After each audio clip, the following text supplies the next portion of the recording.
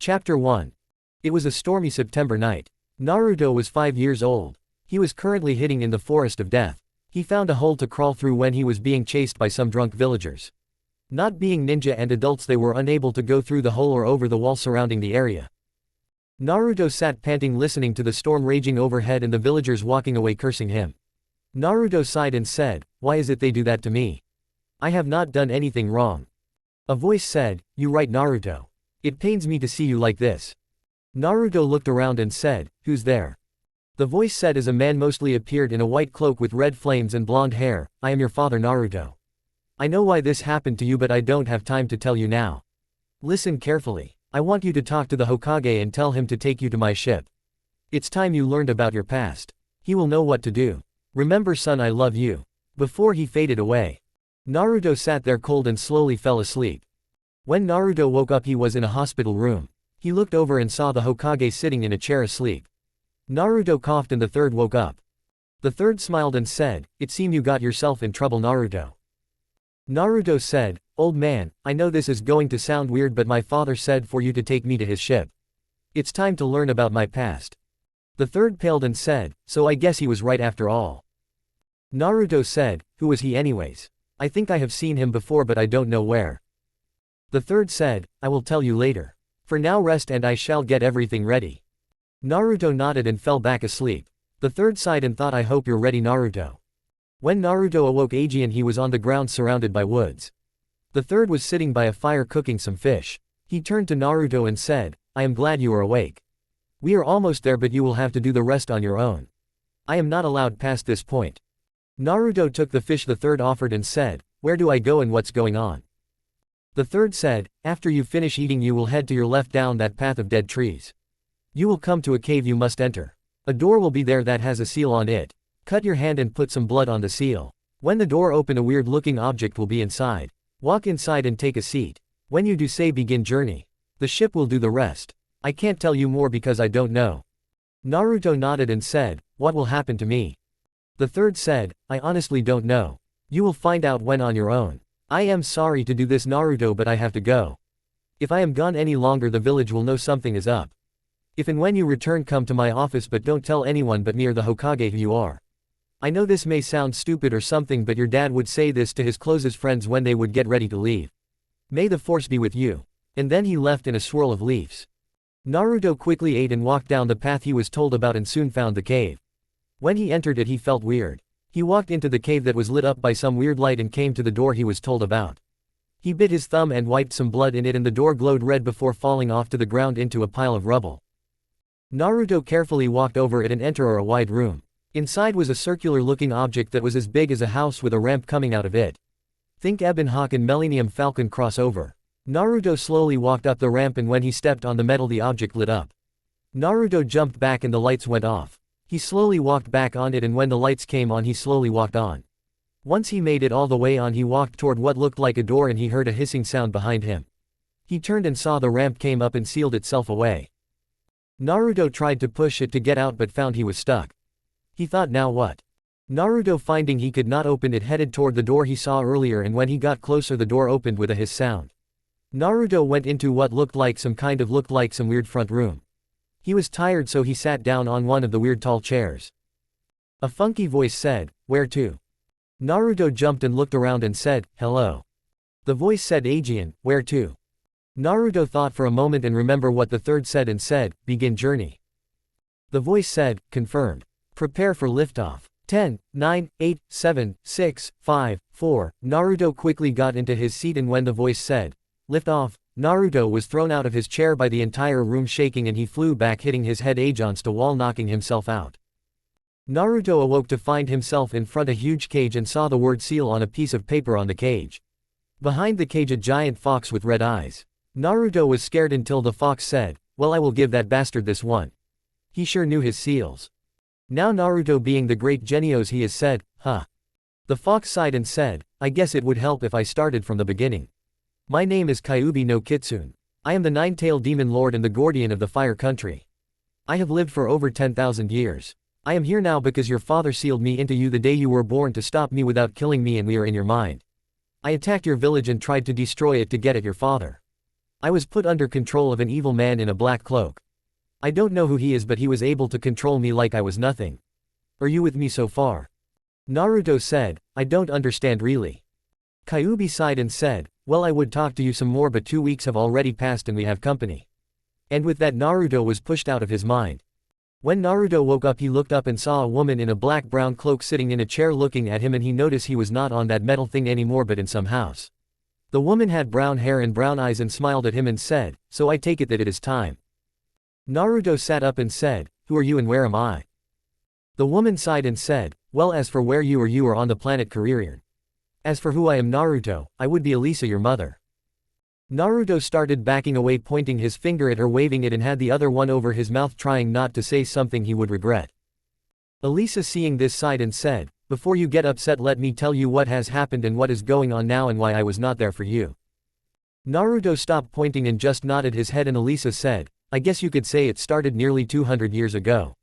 A war was being waged. The galaxy was in turmoil. Almost everyone was affected. The Republic was losing until the Galactic Guardians of Peace started joining in to help the fighting end. These Guardians were called Jedi.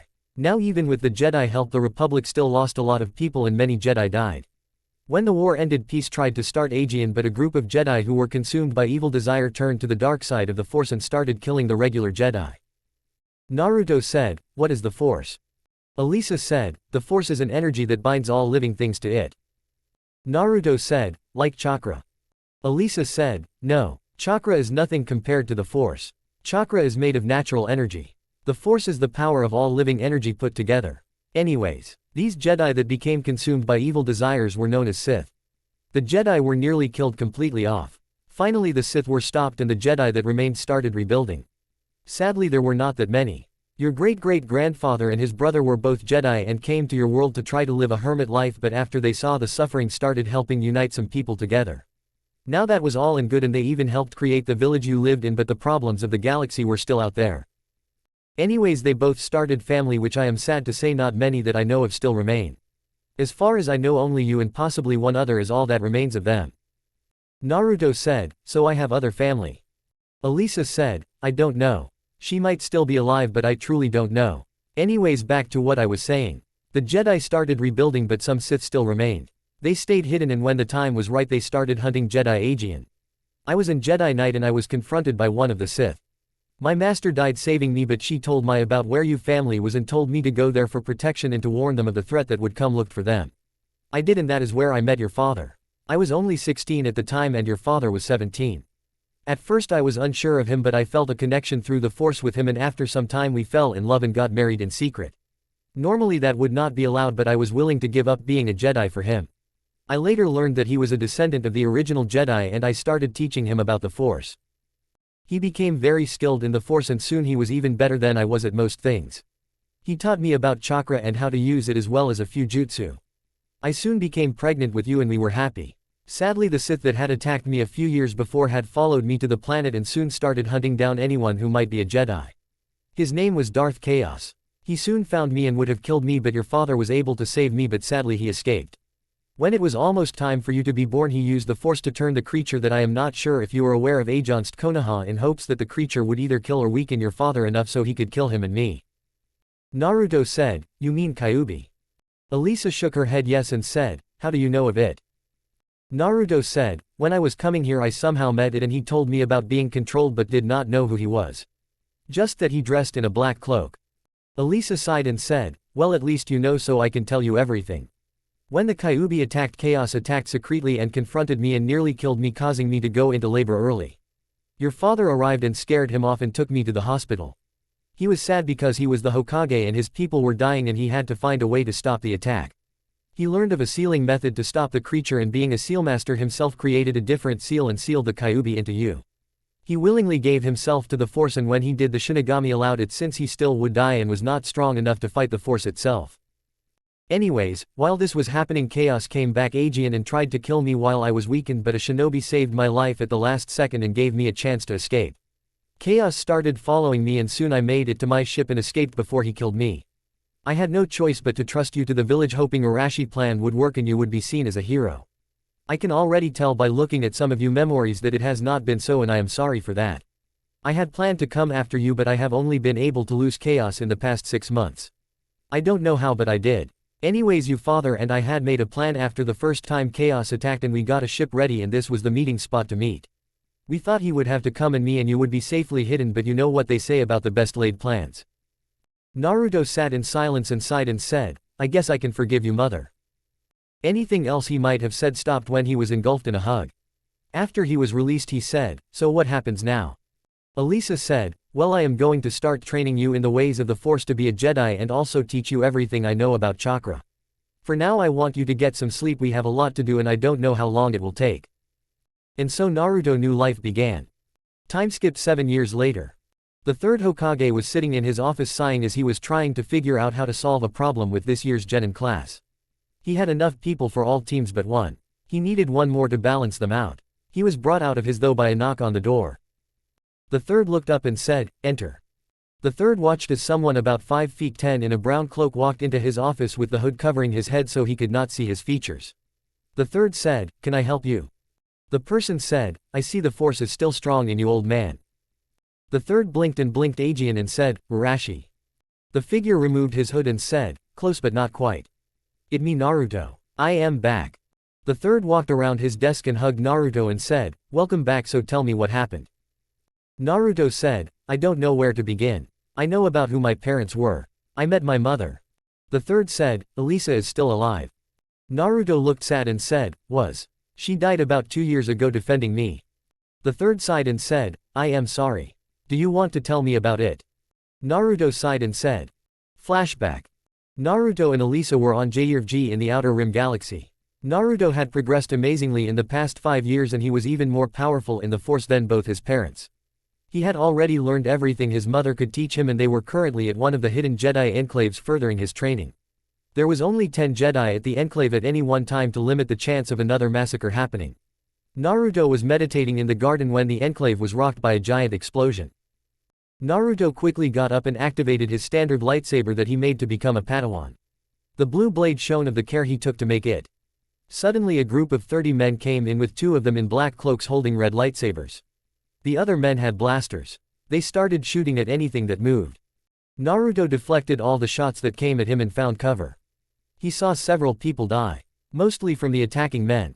Naruto was looking for a way out when he saw the highest-ranking Jedi Master there be struck down by one of the men in black cloaks. He saw his mother hiding behind some boulders from the attacks. Naruto looked around and saw some boulders that had been blasted from the wall by the random blaster fire. Naruto concentrated and used the Force to pick up the boulders and launch them at the men, killing several. His mother also doing the same thing. She looked over at him and motioned toward the door to exit the enclave. Naruto nodded and started backing away. Elisa jumped up also and started blocking anything that came at her son. Suddenly one of the 2 men with lightsabers held up his hands and shot lightning out at her. She blocked it with her lightsaber but when the other one started hurling boulders at her she could not defend. She was hit in the leg and you could hear the bone shatter. Naruto ran back to help her and she looked at him and screamed, no, go, I love you son. Don't worry about me. She then used the Force to cave in the roof separating them. Naruto screamed and tried to get to her but heard her screams and then felt her die in the Force. He turned and left going to where his ship was hidden. Once he made it to his ship he left and once in hyperspace finally cried. End flashback. The third looked down and said, do you know who they were? Naruto said, yes, they were Sith. One of them was Darth Chaos. I met him and was able to escape thanks to Kyuubi. The third stiffened and said, so you know? Naruto said, yes I know about Kyuubi and I also know Darth Chaos was the one responsible for its attack. The third said, so what have you done for the last 2 years? Naruto said, trained and ran from the Sith. The third said, so what do you plan to do now? Naruto said, well I figure I might as well defend what my family helped create. See if my other relative is still alive and also bide my time until he returns so I can stop the Sith. The third thought for a moment and said, do you know anything about your other family? Naruto said, only thing I know is that she is a female and that her grandfather and brother helped build this village. Other than that no. The third thought for a moment and said, I think I might know who she is but I don't know where she is or if it is the same person. If it is then she is alive. Her family for the most part is secretive. Naruto said, that would be understandably since they were Jedis also, or at least some of them were. The third said, so what do you know about being a ninja? Naruto said, I know Kujbunshin, Henge, a genjutsu to cover my whiskers, replacement, tree climbing, water walking and that's it besides how to throw shurikens and kunai. But I am ranked as a Jedi Knight. My skills in the Force are better than both my parents. The third said, well that would put you at a genin level ninja and it just so happens that I was having a problem with that you can help with. Now all I have to do is list you as a genin and give you a headband and then meet at the academy for team placement at room 201. Naruto said, if it would be possible can we change my name for the official records until I can reach the stipulation for my family name and speaking of what exactly are they? The third thought and said, the stipulations are you are getting married, your blood family returns and claims you, or you become chunin. Since that taken care of, very well, you can change your name. That way you won't have to worry about the people thinking you're Kyuubi. What name would you like? Naruto said, since my mother death I have went by the name Ranger. The third smiled and said, that should work. I will put you down as an orphan stating your parents were retired nins but because of their enemies your last name will be kept secret. Naruto nodded and asked, where will I stay? The third reached into draw and said, you remember that ramen stand you used to love? Naruto nodded and the third said, across the street is apartment complex that had been built recently and I own a apartment for guests that you can have for 100 ryu a month. Here is also some money from your family account to get you anything you need. As he handed a wallet full of money. Naruto took it and bowed and said, see you later old man and may the Force be with you. As he left. The third smiled and wrote down Ranger for Team 7 and thought to himself things are going to get interesting around here. Naruto got a bite to eat at the ramen stand and went to look at his new apartment. Once he made it and he saw it was actually pretty nice and took a shower before laying down to get some sleep. The next morning Naruto got up early and realized he was going to have to get some new cloths. He started looking around town and soon felt a disturbance in the Force and found a shop that looked promising. The Wolf Claw weapon shop. He went in and started looking around and soon found a shuriken and kunai holster. Standard black ninja outfits, sealing scrolls, shurikens and kunai, and first aid kits. Naruto walked to the register and a girl about his age with brown hair with brown eyes was behind the counter. She smiled at him and said, welcome to the Wolfclaw weapon shop. Did you find everything okay? Naruto said, yes I did. I was wondering could you tell me where the academy is? I am supposed to meet my team there today. The girl smiled and said, yes, all you do is go 3 blocks up and you will see Yamanko flower shop. When you do turn right and go down the street. You can't miss it. Naruto quickly paid and went to a dressing room before changing. When he came back out he had his new cloths and gear on but he also had his brown cloak on. He walked to the counter and said, thanks Agi and miss. The girl said, Tenten. My family does not have a surname. And you are? Naruto smiled and said, I go by Ranger, and it was nice to meet you Tenten. As he left. Tenten could not help but think what an interesting guy. Naruto quickly found the academy and was about to enter when a ABNU with the letters NA on his mask appeared and said, halt, state your name and reason here. Naruto waved his hand and said, you don't need to know why I am her.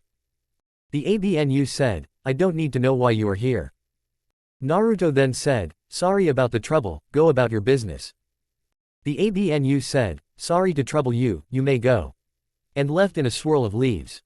Naruto sighed and thought weak-minded fools. As he entered the academy. Naruto made it to room 201 and sat in the back of class. So far he was the only one there. Slowly the room started to fill up. Almost no one noticed him and the ones who did never said anything to him. Finally a man walked in with a scar across his face and brown hair. The man said, settle down class. Almost everyone said, yes Iruka-sensei. The man now identified as Iruka said, okay teams are as follows. Team 7 Sasuke, Sakura, and Ranger. Just then a blonde girl stood up and said, Iruka, why does forehead get to be with Sasuke and who the hell is Ranger? Iruka said, Ino, the Hokage made the list and I assume the person at the top of the stairs in the corner would be Ranger. Naruto just nodded his head but all anyone saw was his cloak move up and down. Ino crossed her arms and threw herself back into her seat. Iruka sighed and said, Team 8 is Hinata, Shino, and Kiba. Team 9 is still active so Team 10 will be Choji, Shikamaru, and Ino. The pink-hair girl who squealed when she heard her name with Sasuke said, take that Ino pig. Naruto sighed and thought why do I have all the luck with idiots. In the Hokage office the Hokage and all the Junin watched the events and Asuma said, what's up with that cloaked boy, Ranger? Kakashi sighed and said, he does not look like much to me. Sigh. I guess I have to take what I get to get the last Uchiha. The Hokage started to chuckle and then turned into full-blown laughter and everyone looked at him. He finally stopped and said, Kakashi, I would watch myself around Ranger. If he used his full skill he could probably give me a run for my money. He may not have many jutsu but he has some other skills that will surprise you. Kakashi said, what do you mean? The third said, you will see. Good luck. Everyone started to leave wondering what he meant. Back at the academy the sensei started to come pick up the students one by one until only Team 7 was left. 3 hours later of Sakura trying to get Sasuke attention and Naruto meditating. Finally a man with silver hair and his high covering one eye walked in and said, my first impression is, I don't like you. Meet on the roof. As he disappeared. The 3 students went to the roof and the man said, okay let's do introduction. Sakura said, you first sensei. The man sighed and said, name's Kakashi, I have likes and dislikes and my dreams for the future are none of your business. You next Pinky. Sakura said, my name is Sakura not Pinky, I like, my dreams, and my dislike is Ino. She looked at Sasuke. Kakashi said, you next. Pointing to Sasuke. Sasuke said, my name is Sasuke, I don't have a dream just an ambition, to kill a Sertian man and revive my clan. Kakashi said, okay you next. Naruto said, my name is Ranger, my dream is to protect what my family helped start and meet my only living relative and to stop a Sertian group. Kakashi said, okay, meet at the memorial stone tomorrow at 5 AM for a test and don't be late, and oh don't eat or you will throw up. CYA. Kakashi disappeared in a puff of smoke. Sasuke got up and started to walk away with Sakura following. Naruto sighed and leapt off the side of the building using the force to slow his fall. He then started to walk through town. As he was walking through town he heard someone screaming coming from a barbecue restaurant. Naruto went to investigate. When he got inside he saw 2 men wearing green spandex hugging and saying, Gai-sensei. Lee. Gai-sensei. Lee. He sighed and started to leave but he saw the girl from the weapon shop earlier sitting at a table by them and a boy with white eyes getting up and leaving. Naruto decided to be friendly walked over and said, hi Aegean. Tenten looked up and said, hi, did you find the academy okay? Naruto said, yes I did and I wanted to tell you thanks. Tenten said, no problem. Naruto said, so do you have plans for today? Tenten said, not really, why? Naruto said, I only got back to town yesterday evening and I have been gone for a long time and I was wondering if you would not mind showing me around and let me take you out to eat later. Tenten looked over at her sensei and he was still hugging Lee and said, sure, why not? As she got up and started to leave with Naruto following her. When they got outside she said, so what would you like to see first?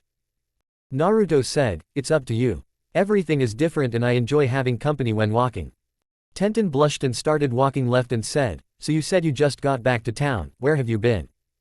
Naruto said, I went on a journey and met my mother. She told me about my family and also about my history and trained me in my family ways. She also told me why she was not around for me. Tenten said, I am sorry. Naruto said, don't be, if she would not have left me to people she trusted I probably would have been killed by the people who tried to kill my family. Tenten said, so where is she? Naruto sighed and said, she was killed a little over 2 years ago by the people who are after my family. Tenten said, so what did you train in? Wanting to change subjects. Naruto smiled as they had walked outside the main part of the village and were in a meadow and said, I was trained in the force, and a red rose came floating over from the flowers and Naruto had it float in front of Tenten and she grabbed it. She turned to him and said, how did you do that? Naruto said, that was the force. Tenten said, what is the force? Naruto turned to her and said, it is a life energy that connects all living things together. Tenten said, I don't understand.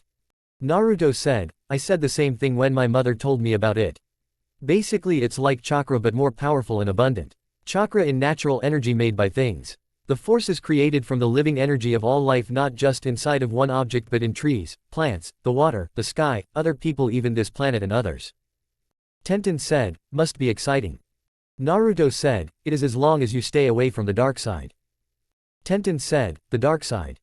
Naruto sighed and said, fear leads to anger, anger leads to hate, hate is the power of the dark side. Basically there is a balance in the universe, good and evil. In the force there is also a balance. Those who protect and use the force for good are Jedis, those who would use the force for evil are greed or Sith. The Sith are consumed by their own greed and ambitions to do what they want. They only care about power and themselves. Tenten said, so what are you? Naruto said, I am a Jedi like my parents before me. Tenten said, so why are you telling me all this and don't tell me it's because you just wanted to? I am a ninja and been trained to look underneath the underneath and I know people don't open up like this without a reason. Naruto chuckled and said, you're right. This morning when I entered your family shop I sensed something in the force. I have not felt someone who was strong in the force since my mother passed away and you remind me of her. Tenten said, so. Naruto said, I have not really opened up around anyone since my mother passed away and I can tell I can trust you.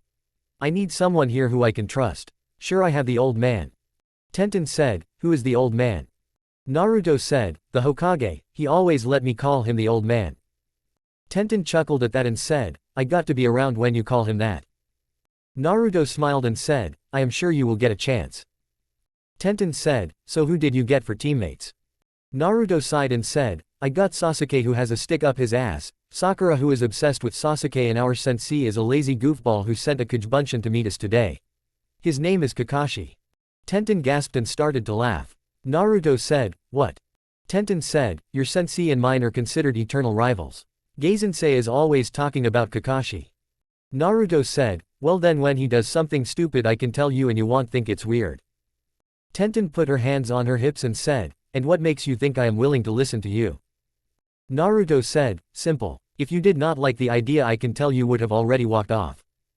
Tenten sighed and said, I guess you're right, so what did you mean when you said I was strong in the force? Naruto said, I can show you but you would have to trust me. Tenten thought for a minute and said, sure, why not? Naruto sat down in a meditation position and said, sit like I am and relax. He waited then said, good, now close your eyes and instead of meditating on your body start listening to the world around you and don't really listen to the sound, try and feel the sounds and the energy around you. At first you should not see or feel anything but. Tenten gasped and said, what the? Naruto looked up and said, what? Tenten said, I was doing what you said but all of a sudden a bright flash happened and I could then start seeing blurs of bright colors even though I had my eyes closed. Naruto started chuckling and said, congrats, you just took your first step into a larger world. That bright color you saw was the force. With practice you will be able to see and feel everything around you even without meditating. Tenten was amazed and said, what else could I learn? Naruto thought for a moment and said, I won't lie to you. If you decide to learn anything more from the force you will learn many things, some that will make you question your beliefs and you will also be tempted by evil. Also you would have to worry about the Sith. Tenten thought for a moment and said, I think I would like that master. Naruto held up his hand and said, I am not a master myself. I had only received the rank of knight. Only a few ever make it to master.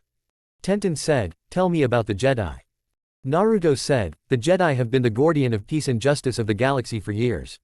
Nearly 200 years ago there was a great war and most of them died or consumed by the dark side of the Force.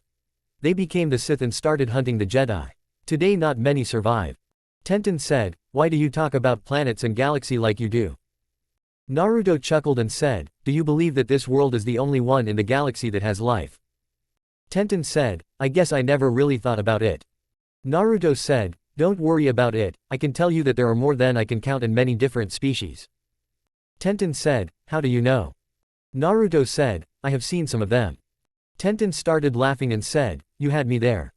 Naruto said, believe what you want. Tenten said, you were serious. Naruto sighed and looked at the sky and said, we can talk about it later. It's getting late and I have to get up early for a test. Tenten got up and said, you are a mystery, you know that. Naruto said, all shall be revealed in time. As they both started walking back toward town. It was not long till they made it to the weapon shop and Tenten said, well, this is where I live. Naruto looked at it and said, well, at least I know where to come find you. Tenten said, when will I see you, Aegean? Naruto thought for a moment and said, how about we meet on top of the Hokage monument at 4 p.m. tomorrow? Tenten said, sure, as long as I don't have a mission. Naruto grabbed her hand and kissed it and said, may the force be with you. And turned to leave, not noticing the blush on Tenten's face. Naruto walked into his apartment and sighed before thinking, what am I doing? He then went to get ready for bed after a shower and went to sleep. The next day Naruto walked into the training ground. Kakashi told them to meet and saw his teammates already there but no Kakashi. He went and sat against a tree and started meditating. 3 hours later Kakashi arrived and said, yo.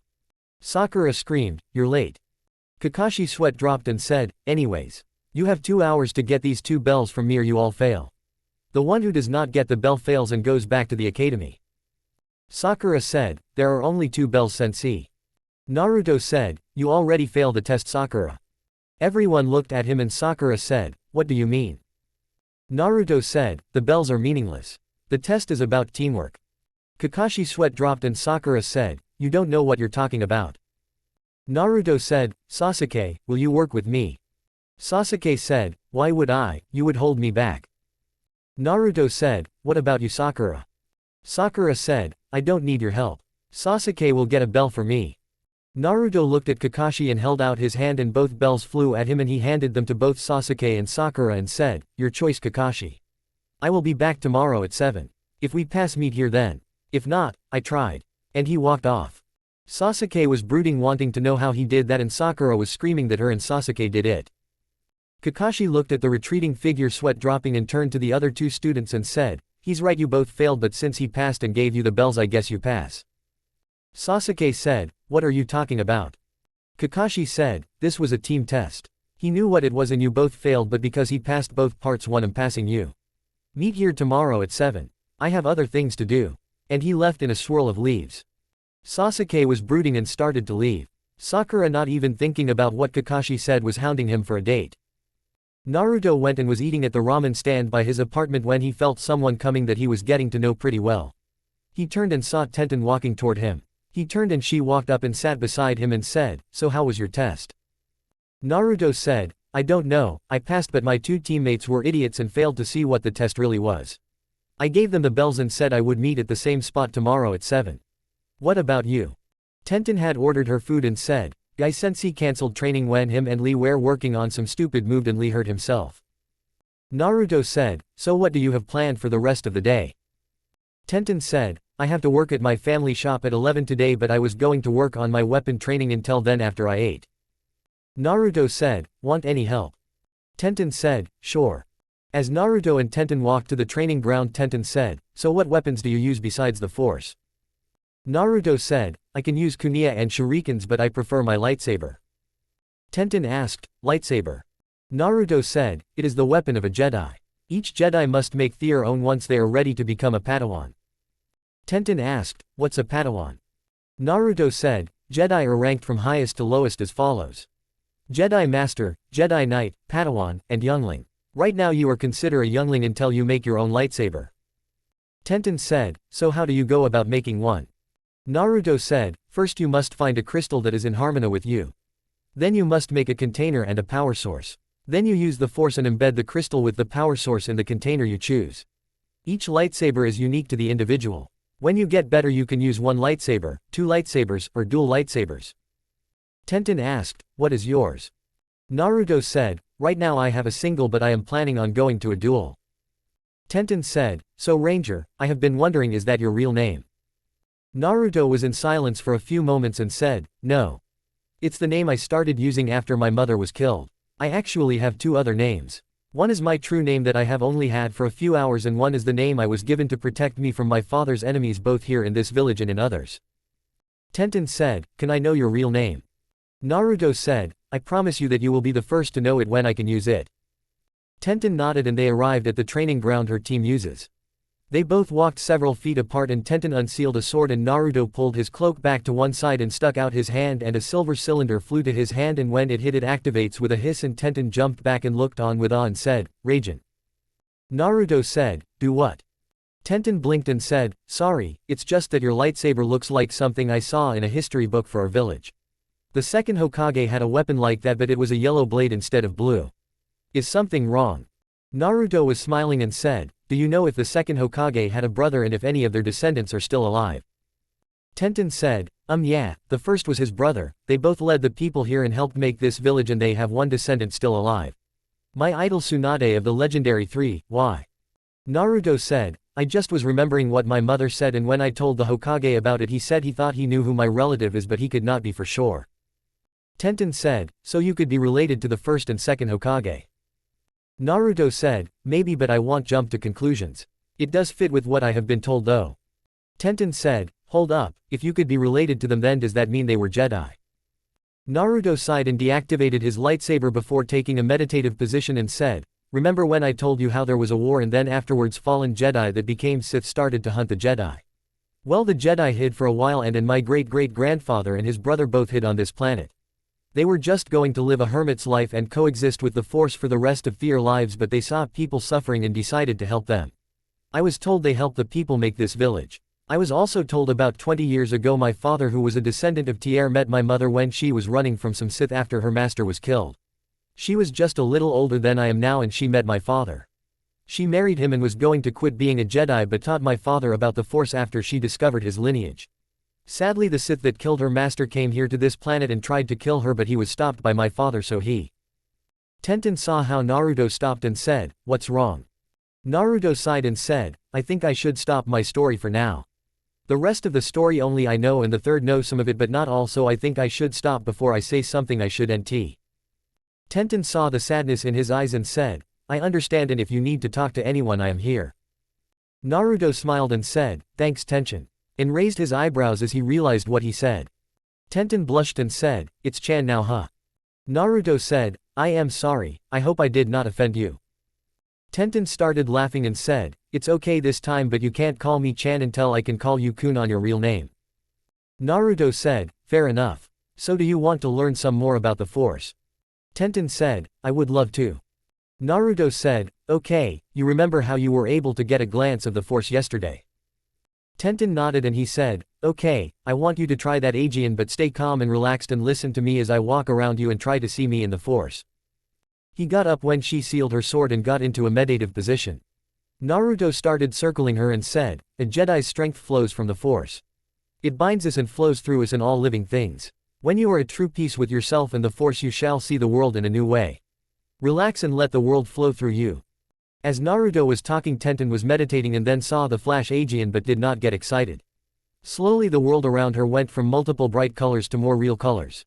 She saw the energy in the ground and the sky and everything around her. She saw Naruto walk into her view and saw a bright blue and white energy flowing out of him, but also saw a red and white energy flowing from him, but it was different from him. She decided to focus on that red energy since there was no red anywhere else, and then she jumped back when a face appeared in the energy. Tenten screamed and backed away and looked at Naruto, who ran to her side and said, "What's wrong?" in a concerned voice.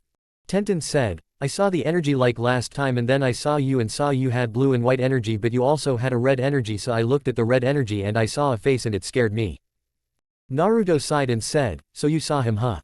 Tenten looked confused and said, "Him who?" Naruto sighed and said, "I suppose I should tell you the rest of my story now since you saw it, so you won't be scared of me, but I think we should go to the Hokage's office first." Tenten nodded and slowly got up, looking at Naruto out of the corner of her eye. They quickly made it to the Hokage's office and the two guards at the door said, "I am sorry, the Hokage is busy and can't be disturbed anymore today." Naruto waved his hand and said, "He will make an exception for us." Tenten looked at Naruto and both guards said, "I am sure he will make an exception for you," and opened the door. When Naruto and Tenten walked in and the guards closed the door, the Hokage quickly hid his ICHA book and said, "Nah. I mean Ranger, what can I do for the two of you?" Tenten said, "How did you do that?" Naruto said, "The Force can have a strong influence on the weak-minded." The third said, "What did you do?" "No." Naruto said, "I used the Force to convince the two guards to let us see you for a private talk." The third sighed and said, "If it was anyone else I would probably be concerned, so what brings you here today with Tenten?" Naruto said, "The Force lead me to Tenten and she is strong in it and I have started to teach her about it, but when she was learning to see and feel the Force she sort of saw traces of my guest, so I thought that before I finished my story we should come here." The third sighed and said, "Tenten, I want you to know right now that what you hear is considered an S-class secret. Do you understand?" Tenten nodded and Naruto said, "Well, where did I leave off?" Tenten said, "You told me about how you dad stopped the Sith from killing your mom." The third said, "Oh yes, I remember that. Continue." Naruto said, "Well, my mom was pregnant with me and they were scared for my safety, so they started making preparation. When it was almost time for me to be born, the Sith that attacked my mother used the Force like I did earlier on those guards. Speaking of old men, what's with the ABNU with the letter NA on their mask?" The third blinked and said, "Those are root ABNUY." Naruto said, "When I went to the academy, one of them was starting to get hostile, wanting to know who I was and everything, and I made him forget me." The third said, "Be careful around them. I don't control them, and the guy that does opposes me on everything, especially when it came to you." He wanted you to be made a secret weapon. Naruto sighed and said, I understand. Anyways, the Sith used the Force to make the Guardian of the Fire Country attack our village. Now here is a question for you, Tenten. Do you know who the Guardian of Fire Country is? Tenten thought for a moment and said, no I don't. Why? Naruto said, not many do now. It is the Kyuubi no Kitsune. Tenten gasped and said, so the Sith was the one responsible for the Kyuubi's attack. I feel sorry for him now, dying under someone's control. The third coughed and said, not exactly. Tenten said, what do you mean? Naruto said, my father did not kill the Kyuubi since he knew the truth, so to stop it he sealed the Kyuubi instead into me. Tenten said, so that red energy I saw was the Kyuubi and, wait a minute, your father. I thought the fourth Hokage was the one who stopped Kyuubi. The third said, perhaps it would be alright if you told her your real name as long as she does not tell anyone it. Naruto said, the name you gave me or my real name? The third said, both if you want. Naruto turned to Tenten and bowed and said, allow me to introduce the real me, Naruto Kazama, the son of Arashi Kazama Jedi Knight and 4th Hokage, and Elisa Uzumaki Kazama Jedi Knight. To protect me from my father's enemies, the third here changed my name to Naruto Uzumaki, my mother's maiden name. Tenten though for a moment and said, I heard that name a few years ago. Oh, I remember, some villagers were talking about how happy they were you were gone. I thought they were a bunch of asses. The third chuckled and said, yes, Naruto had a bad childhood because people thought he was the demon instead of a little boy. That was one of the reasons I have allowed Naruto here to go by the name Ranger. Now I want you to keep quiet about everything you heard today. Tenten said, I will. I do got one question though, is Naruto related to Tsunade-sama? The third stiffened and said, why do you ask? Naruto said, when Tenten saw my lightsaber she said it reminded her of a history book picture of the second's Raijin. If Raijin is a lightsaber then there is a chance that they are my ancestors. The third said, that is who I am guessing it is, but I can't tell without a blood test. I wish I could tell you yes or no now, Naruto. Naruto said, it's okay. One thing being a Jedi makes you as Patiant. The third said, that reminds me, congrats on passing your test. Kakashi came in here demanding to know how you did that little stunt during the bell test. I told him he would have to ask you. I should warn you though that Kakashi was your dad's student and also your godfather. Naruto said, really? The third sighed and said, I made a lot of mistakes in taking care of you, Naruto, and for that I am sorry. Anyway, I told Kakashi you died during the attack, but I can swallow my pride and tell him the truth if you want. Naruto thought for a moment and said, not yet. I have one person I have to tell and ask for his advice before my secrets get out. The third said, who might that be? Naruto said, Mom called him Rasengan, she said he was dad's sensei. The third chuckled and said, Jiraiya, I will try and get a hold of him for you. Now I am guessing Tenten here is going to be your apprentice, am I correct? Naruto said, if she still wants to, that is. I have already told her about almost everything about me, and I have also told her about the Sith. If she still want to, I will train her. The third said, very well, I just request that when you train to use the Force you use training ground 18 behind the Hokage Mountain about a mile. There are seals in that area that makes it where if anyone come into the area the user know. All you have to do is put a drop of blood on this scroll and you both will be the licensed users for those ground. They were your mom and dad's grounds, so I know they are safe. Naruto nodded and bit his thumb and dropped a couple of drops of blood and then turned to Tenten. Tenten blushed and said, when we are training does that mean I can call you Naruto-kun? Naruto chuckled and said, as long as we are on the training grounds, Ten-chan. She walked over and pulled a kunai out and cut her finger, dropped a few drops of blood on the scroll and started to reach for her first aid kit when Naruto grabbed her hand and held his other one above it, closing his eyes, and it started to glow green and then her wound healed. The third said, medical jutsu. Naruto said, no, force healing, I don't think I have chakra control for medical jutsus. The third said, I should warn you now, you have already gotten a dangerous stalker. Naruto said, what do you mean?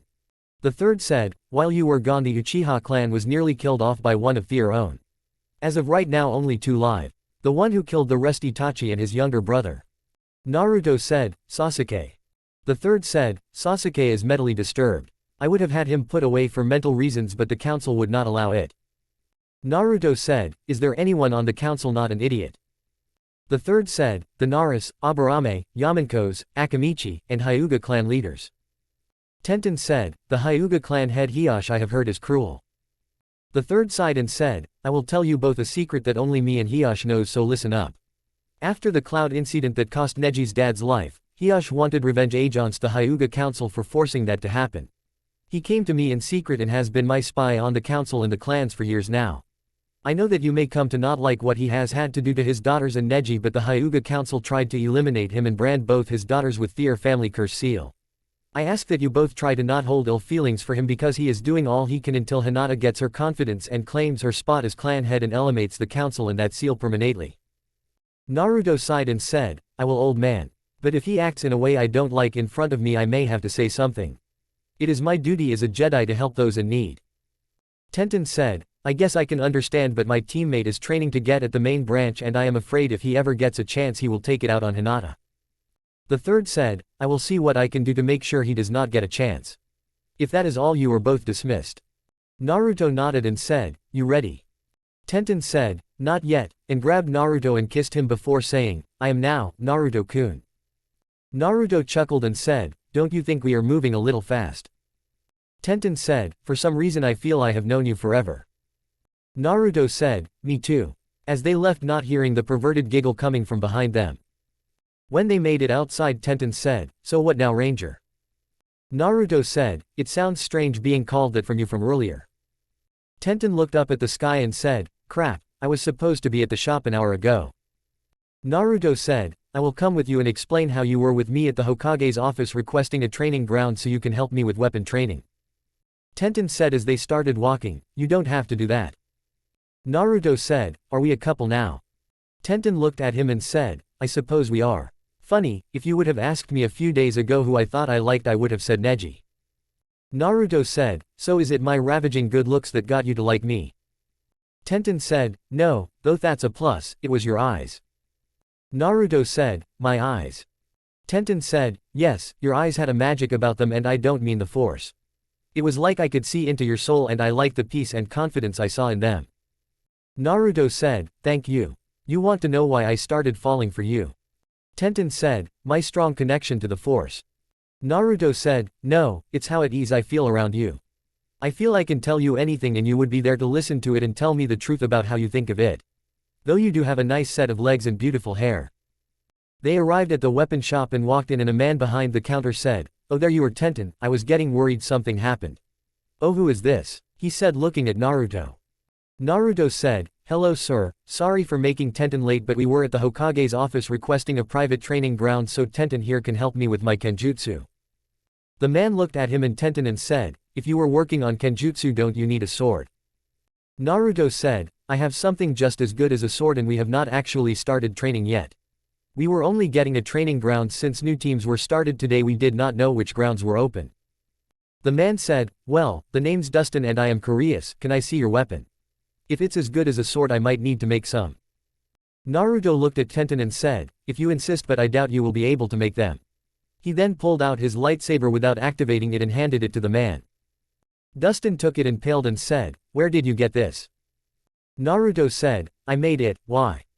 Dustin looked at Naruto and said, tell me your name, boy. Naruto said, I go by Ranger. Dustin said, what is your real name? Naruto said, I don't know what you are talking about. Dustin moved and pushed Naruto against the door and said, are you a Kazama? The Naruto who he was holding went up in a puff of smoke and the lightsaber in his hands flew behind him, and the real Naruto said, you seem to know these weapons, tell me how. Tenten said, Dad, what's going on here and why did you attack him? Dustin turned and saw Naruto holding the lightsaber still turned off and said, I can't believe you are alive, boy. Tenten went, huh. Dustin said, sorry about that, kid, or should I say Naruto? Naruto expression and said, why do you call me that? Dustin said, I am probably one of the only people in this village who actually knows who you are. I know both your mother and father and who they were. Naruto said, and they were. Not revealing he knew the truth. Dustin said, a pair of knights as I can tell you are. Naruto said, I suppose then you know the truth then. Dustin said, yes I do, and I also have something for you from your father. I will be back in a moment. And he left the room. Tenten looked at Naruto and saw the confusion on his face and said, so what now? Naruto said, I don't know. A few minutes later Dustin returned and had a scroll and said, I was told that when I saw you with a lightsaber to give this to you. I don't know what it says or is, but here you go. As he handed the scroll to Naruto.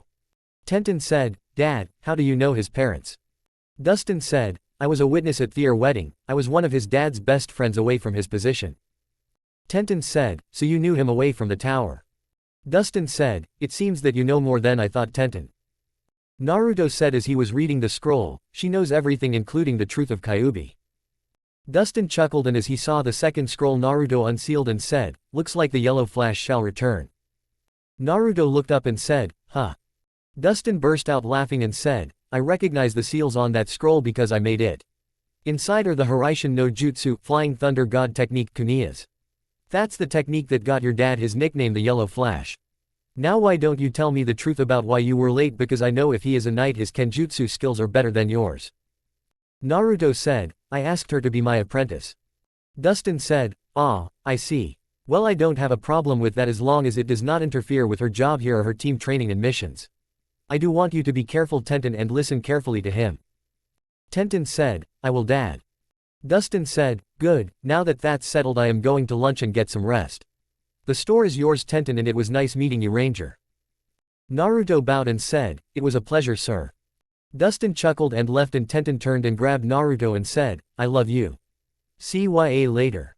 Naruto kissed her and said, CYA later Tenheim. As he left not noticing the blush on her face. Naruto went to the training grounds the Hokage told him about and opened the scroll and read it Aegean. Naruto. If you are reading this then you have returned with or without your mother and I died along the way. For that I am sorry. Inside this scroll are the kuniyas for one of the two jutsu that made me famous. This is the Hiraishin no Jutsu kuniyas. To use them all you have to do is drop a drop of blood on each kuniya and when you want to use them charge some chakra into them and the seals on the kuniya do the rest. But you must learn the right amount of chakra, too much or too little and it won't work. My enemies have tried everything to figure out the secret of this jutsu but the answer is so simple that they overlook the obvious. I have left two scrolls sealed in this one. One explains the seals for the jutsu and the other are the kuniyas themselves. Anyways son I want you to know that I love you and I hope you have a happy life and may the force be with you, always. Your dad. Arashi Kazama. Yondiame Hokage of Konoha. Naruto unsealed the second scroll and saw the seals on it. He then created 10 clones and said, take this scroll and learn this seal. I want you each to try and copy it and when you got it memorize dispel except for one who will bring the scroll back to me then dispel. The clones took the scroll and went to the other side of the clearing. Naruto started working on the jutsu. The next day when Naruto got back to the memorial stone both Sasuke and Sakura were there. Just as Naruto arrived Kakashi appeared and said, good, I am glad to see you are all here. Today we are going to do a team mission I have already picked up. Follow me.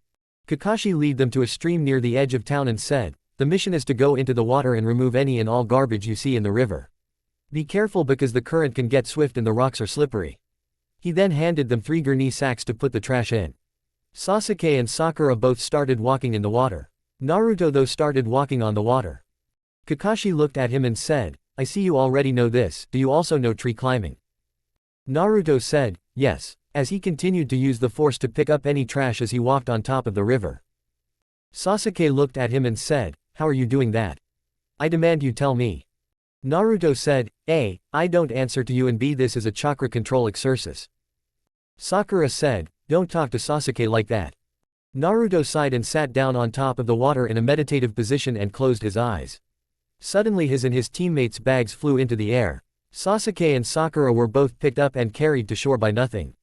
Kakashi was watching this in awe and then slowly the trash in the river started to slowly rise starting just a little upstream from Naruto all the way to the waterfall 100 yards downstream and flew into the sacks. When it was done the 3 sacks floated to his teammates and then sat on the ground. Naruto then opened his eyes and stood up before walking to shore. Sasuke looked at him and said, fight me. Naruto walked by him and said, mission complete. Is that all for the day? Kakashi nodded and Naruto started to walk away. Suddenly he stepped to the side and ignited his lightsaber faster than anyone could see and sliced a kuniya in half that was flying where he once stood. He turned to Sasuke and said, don't let your anger get to you. Anger leads to the dark side. And started walking away. If anyone would have looked at Kakashi then they would have seen his one eye as big as it can get and he was as pale as a ghost thinking Arashi sensei. Naruto walked toward the training grounds he practiced at the day before. Around noon Tenten showed up and Naruto said, ready to begin. Tenten walked over and kissed him and said, I am no. And so their training began. At the same time another meeting of the minds was happening at the Hokage's office. I am sorry Kakashi, I can't tell you. If you want to know you will have to ask him. The third said. Kakashi said, why can't you tell me if he is related to Sensei? The third said, all I can tell you is that something you have been told are lies. I have to wait until something happens before I can tell you the truth. I am sorry. Kakashi sighed and said, fine. And left in a swirl of leaves. And that was how the first 3 weeks for Naruto went. Kakashi actually arrived on time a couple of times hoping to get the answer to his question and Naruto showing new skills. Sasuke getting more jealous and Sakura asking Sasuke on dates. Naruto would speed up the mission with help of Kajbunshin's or the force and trained Tenten whenever he could. He also worked on his father's jutsu that he left but is still having trouble with it. Tenten was progressing greatly and was preparing to move to a new rank and become an official Padawan. She was working on making her first lightsaber. Today when everyone got to their official meeting spot, Kakashi said, meet at the Hokage's office. And left in a swirl of leaves. When Team 7 made it to the Hokage's office, the third said, bring him in. A old man with a bottle of sake said, is this all you got me? Huh, I doubt they could even protect me. I am Tazana, the master bridge builder of Wave Country.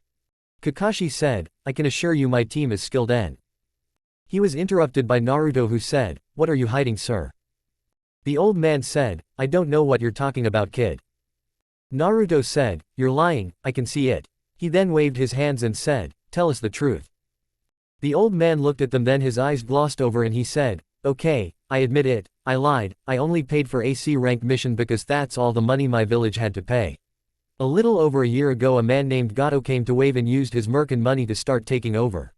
He is afraid of my bridge because he will lose control of Wave. I have no doubt he will try to kill me and probably hired ninjas since he is so rich. I am sorry. The third sat quietly and said, nah. Ranger, go get Team Guy and have them come here. Kakashi, I am sending them with you. Kakashi paled and said, do you think that is necessary? The third said, this mission is at least a B, maybe a rank mission. I don't want to take the chance of something happening to any of you. When Naruto left, Tazana rubbed his head and said, what happened? I feel like I got a hangover. The third said, I am glad you told us the truth about this mission and we are sending an extra team with you to help. Sasuke said, how did the Dobi do that? Are you teaching him privately, Kakashi? The third said, Ranger has a special skill that he can use. Even Kakashi does not know how he does that. Just then Naruto walked in and Team Guy right behind them. The third looked at them and said, how did you all get here so fast? Naruto said, I told Guy that Kakashi wanted to test his power of youth on a joint mission. The third chuckled and Kakashi paled and said, you know I am starting to hate you. Naruto said, don't worry, I will grow on you. The third said, this is a joint mission to protect the client Tazana. You leave in 1 hour at the south gate. Dismissed. Naruto turned and said, so have you finished it yet? Tenten said, all I have left is the final stage. As they walked out the door ignoring everyone else. Naruto said, well, bring it along and you probably can finish it on the way. Consider it part of your levitation training. Tenten nodded and leaned over and kissed him on the lips. Naruto returned it and it became more passionate. Kakashi had to quickly change his mask for blood coming out of it. Sakura was gaping, Sasuke was thinking that it was a waste of time. Neji was thinking that it was fated to happen and Guy and Lee were screaming about the power of youth. When they broke apart, Tenten said, when I finish it you're going to help me train right. Naruto said, what kind of teacher would I be if I did not help my apprentice young Padawan? Sasuke looked on with maniacal eyes as everyone went to pack. When they made it to the south gate everyone was waiting on Kakashi. Naruto walked over to Tenten and said, why don't you start now while we wait? Tenten nodded and unsealed a scroll and sat down in a meditative position. Naruto started walking around her and said, remember, let the force flow through you and be at peace with yourself and the universe around you. Everyone was looking at them like they were crazy. Suddenly a black cylinder started to float into the air. Then one by one the other items started floating, each getting into position and slowly started lining up. As they got closer they moved slowly getting into perfect alignment and then went inside the casing. Tenten opened her eyes and reached out her hand and as she grabbed it a yellow blade shot out of the end with a snap hiss. Everyone was in awe and Naruto reached into his cloak and tossed a scroll and said, that is yours now Padawan. Tenten unsealed it and a brown cloak like Naruto's was inside. Sasuke stomped over and said, I demand to know how you do that. Naruto said, like I told you before. I don't answer to you. Sasuke turned to Tenten and said, fine then you tell me. Tenten said, sorry, I am a Padawan apprentice and I am not ready to teach. There can only be 2 at a time anyways, a master and an apprentice. Sasuke became enraged and pulled back on a group of shurikens and launched it at Naruto and Tenten.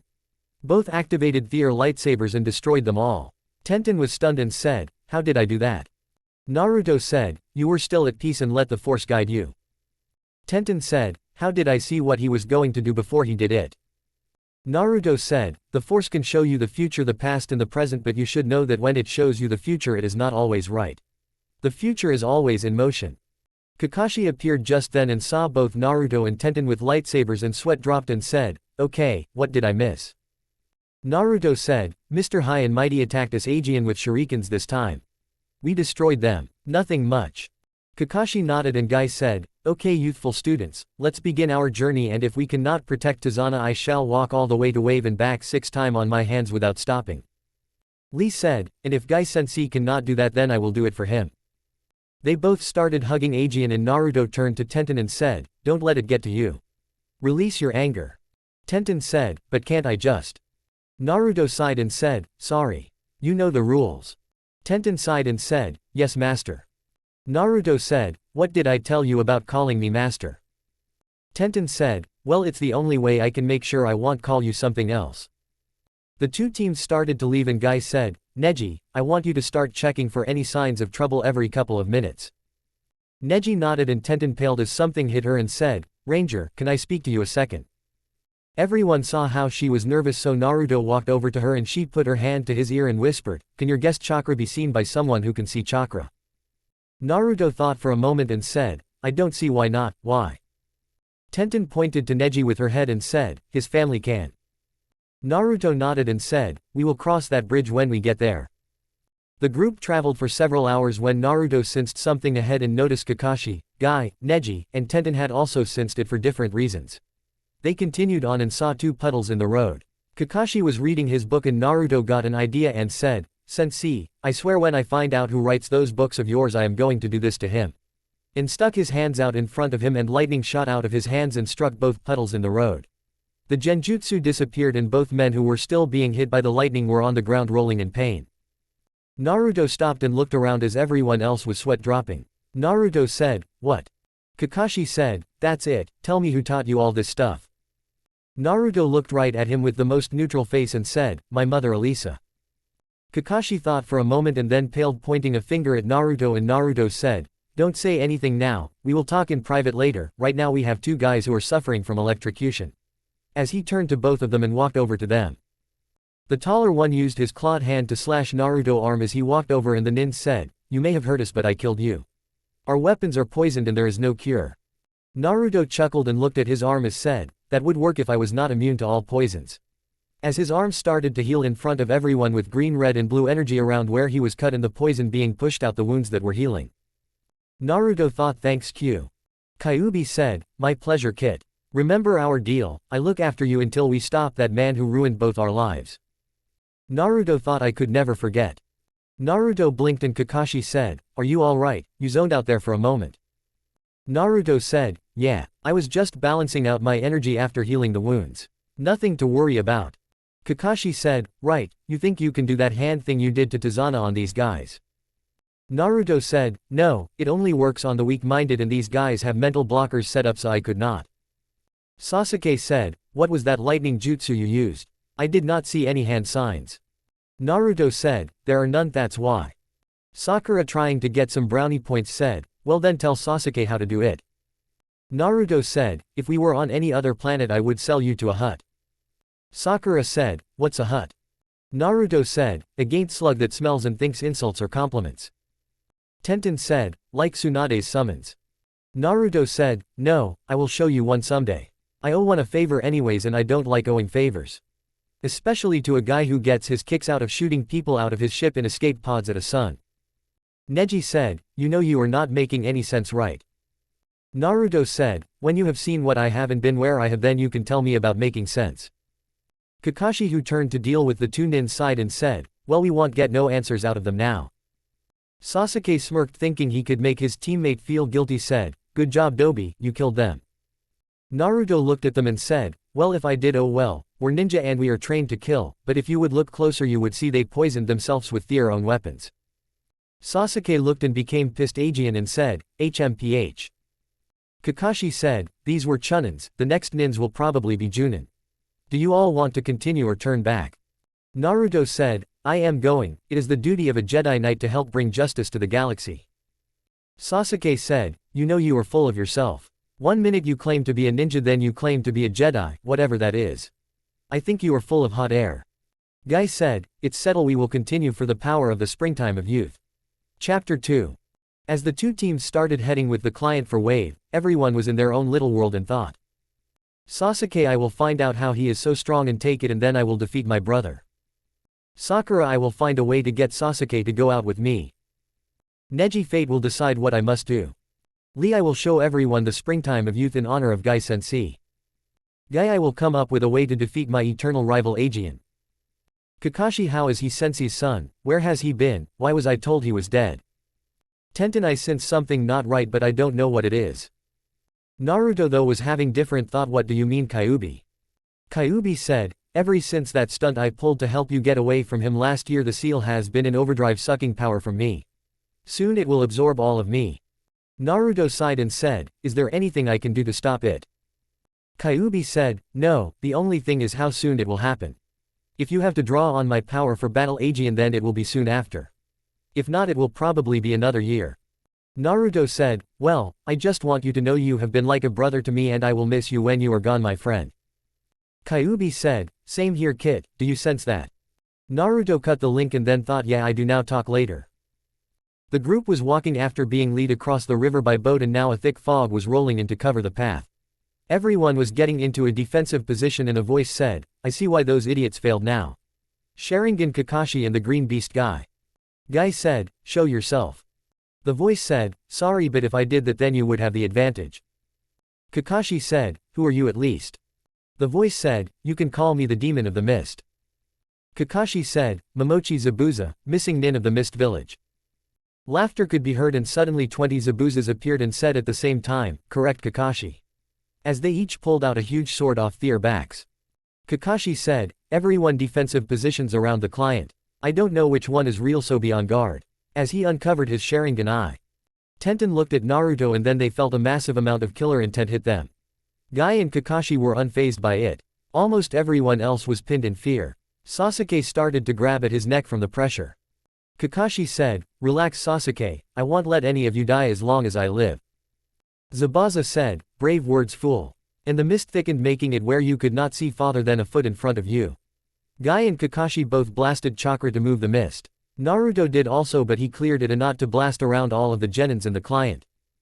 Everyone was in awe by the display of power and Zabuza voice said, kid's got some power but I bet he has no real skill. As a water clone appeared in front of Naruto wanted to receive a lightsaber blade in it, destroying the clone. Sasuke looked at Naruto and said, what the hell? Sakura said, what? Sasuke said, look at Ranger's eyes. That brought everyone's attention to Naruto and they all saw instead of his blue eyes he had the red eyes. Naruto said, don't worry about it and defend yourselves. Suddenly the sound of fighting could be heard and the sound of water hitting the ground in the middle of the battle. Sakura asked, does anyone know what's going on? Neji said, Kakashi and Gazensei are attacking the clones of Zabuza, but the real one is in a tree watching the battle with someone else. Just then several Senbon needles started flying at the genins. Neji jumped in their path and used Hake Shokaden, heavenly spin, to blow all the Senbons away from everyone. Just then the mist cleared and everyone could see Zabuza and he said, it seems you are more skilled than I first thought. We shall return. And a mirror appeared in front of them and both Zabuza and the person beside him walked into it and disappeared. Kakashi sighed and pulled his Hi-8 back down and said, good job team. And passed out. Guy picked him up and said, let's continue my youthful students. Tenten and Naruto took up position beside each other at the back of the group and Tenten looked at Naruto, mostly at his eyes, and saw they were blue Aegean. They made it to Tazana house about 30 minutes later and met his daughter Tsunami and grandson Inari. Sakura said, is Kakashi sensei going to be okay? Guy said, do not worry about my hip rival, he will be better later. I gave him a soldier pill to help with the chakra exhaustion. Now I want you all to go and get some rest. We have a busy day ahead of us tomorrow. Everyone started to head to the rooms except Guy when a beeping sound could be heard. Everyone started to look around except Naruto, who was reaching inside his cloak and pulled out a silver-looking piece of metal and pressed a button on it and heard a metallic voice say, Pathfinder to Ranger, come in. Naruto said, "What is it C4TNT?" The device said, "Yes master, you asked me to notify you if any ships or communications were picked up entering or leaving the planet. A ship left the planet earlier today. I waited to track you until I had a bearing on where they might have been heading." Naruto said, "And?" The voice said, "As best as I can tell the ship was heading toward the Korriban." Naruto nodded and said, "I understand, continue scanning and keep Pathfinder ready for emergency evac and also prepare one of the guest rooms." C4TNT said, "Do you want me to prepare a Lisa room for your guest?" Naruto expression turned dark and said, "No, leave that room alone. Out," and hit a button on the device and put it back in his cloak. Sasuke said, "What was that?" Naruto said with malice in his voice, "Nothing," and walked out the door leaving the rest stunned. Guy was wondering what he should do and said, "Okay, the rest of you get some rest." While looking at the door, Tenten started to go upstairs but stopped and started going toward the door and Guy said, "Where are you going, Tenten?"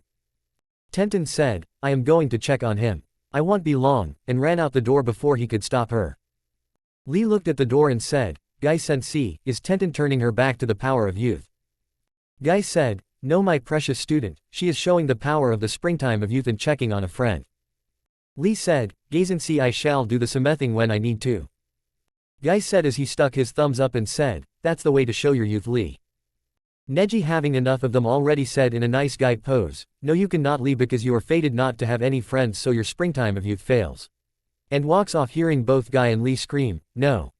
When Tenten walked outside, she saw Naruto on a dock not too far from the house and walked out to him. As she got there, she said, "Are you okay?" Naruto sat quietly and Tenten sat patiently, knowing he will talk when he is ready. Finally he said, "I was getting mad at my droid for doing his job when he mentioned my mom. It has been 2 years since she died and I should be over it, but it's hard sometimes. I am glad I got him sometimes, but he reminds me of how I got him in the first place. A little over a year ago I walked into a trap set by Darth Chaos on Nar Shaddaa. I was an idiot." Flashback. Naruto had gotten a lead on another planet that had a Jedi enclave on it so he could finish his training. He had heard a man by the name of Orochi who was on Nar Shaddaa had information on it. So after getting there he asked around and found an old street bum who said the man he was looking for worked as a bartender at the Outer Rim bar. It did not take Naruto long to track down bar and went inside. Everything looked normal and Naruto did not sense anything out of the ordinary, and a Twi'lek girl walked over and said, "Can I help you with something, kid? You don't look like the type to come in here." Naruto said, "I am looking for a man by the name of Orochi. I was told he had some info I am needing." The girl said, "I can tell you where he is, but it would cost you 20 credits, though I don't know why you are looking for that idiot." Naruto said, "It is a personal matter and here is your credits." Handed her some money he made for doing some part-time help. The girl checked it and said, "He is in the back of the bar past the containment zone. Thought you can't go back there without a respirator. It's a methane sector." Naruto said, "Where can I get one at?" The girl said, "The bartender over there sells them for 100 credits. CYA," and walked off. Naruto walked to the bar and said, "I need a respirator." The man behind the bar said, "What do you need one for, kid?" Naruto said, "I need to speak with Orochi and I was told he is in the methane sector." The bartender looked around the bar and said, "Sure kid, he is, it will cost you 200 credits though." Naruto said, "I was told 100. The bartender said, "I get a handling fee, you know, take it or leave it." Naruto sighed and paid the money and went to the containment doors, entering the first one, and when it sealed behind him the chamber filled with yellow gas and then the second one opened. Naruto walked in and walked toward the bar, and when he got there the bartender said, "What can I get you, airbrother?" Naruto said, "I am looking for Orochi." The bartender said, "Who wants to know?" Naruto said, "Mr. Kajbunshin." The bartender said, "I don't answer questions for free, it will cost you 50 credits. Naruto checked his pocket and said, "I got 15. If your info is good I will work for you to pay the rest as a waiter for an hour." The bartender said, "Fine," and took the money and pointed to the back corner and said, "He's the tall man with gills on his face in the very back with a scar on his cheek." Naruto nodded and walked over to the table and saw a man fitting the description and said, "I am looking for Orochi." The man with the scar said, "I am Orochi, who wants to know?" Naruto said, "My name is not important, but I was told you had info on a Jedi Enclave's location."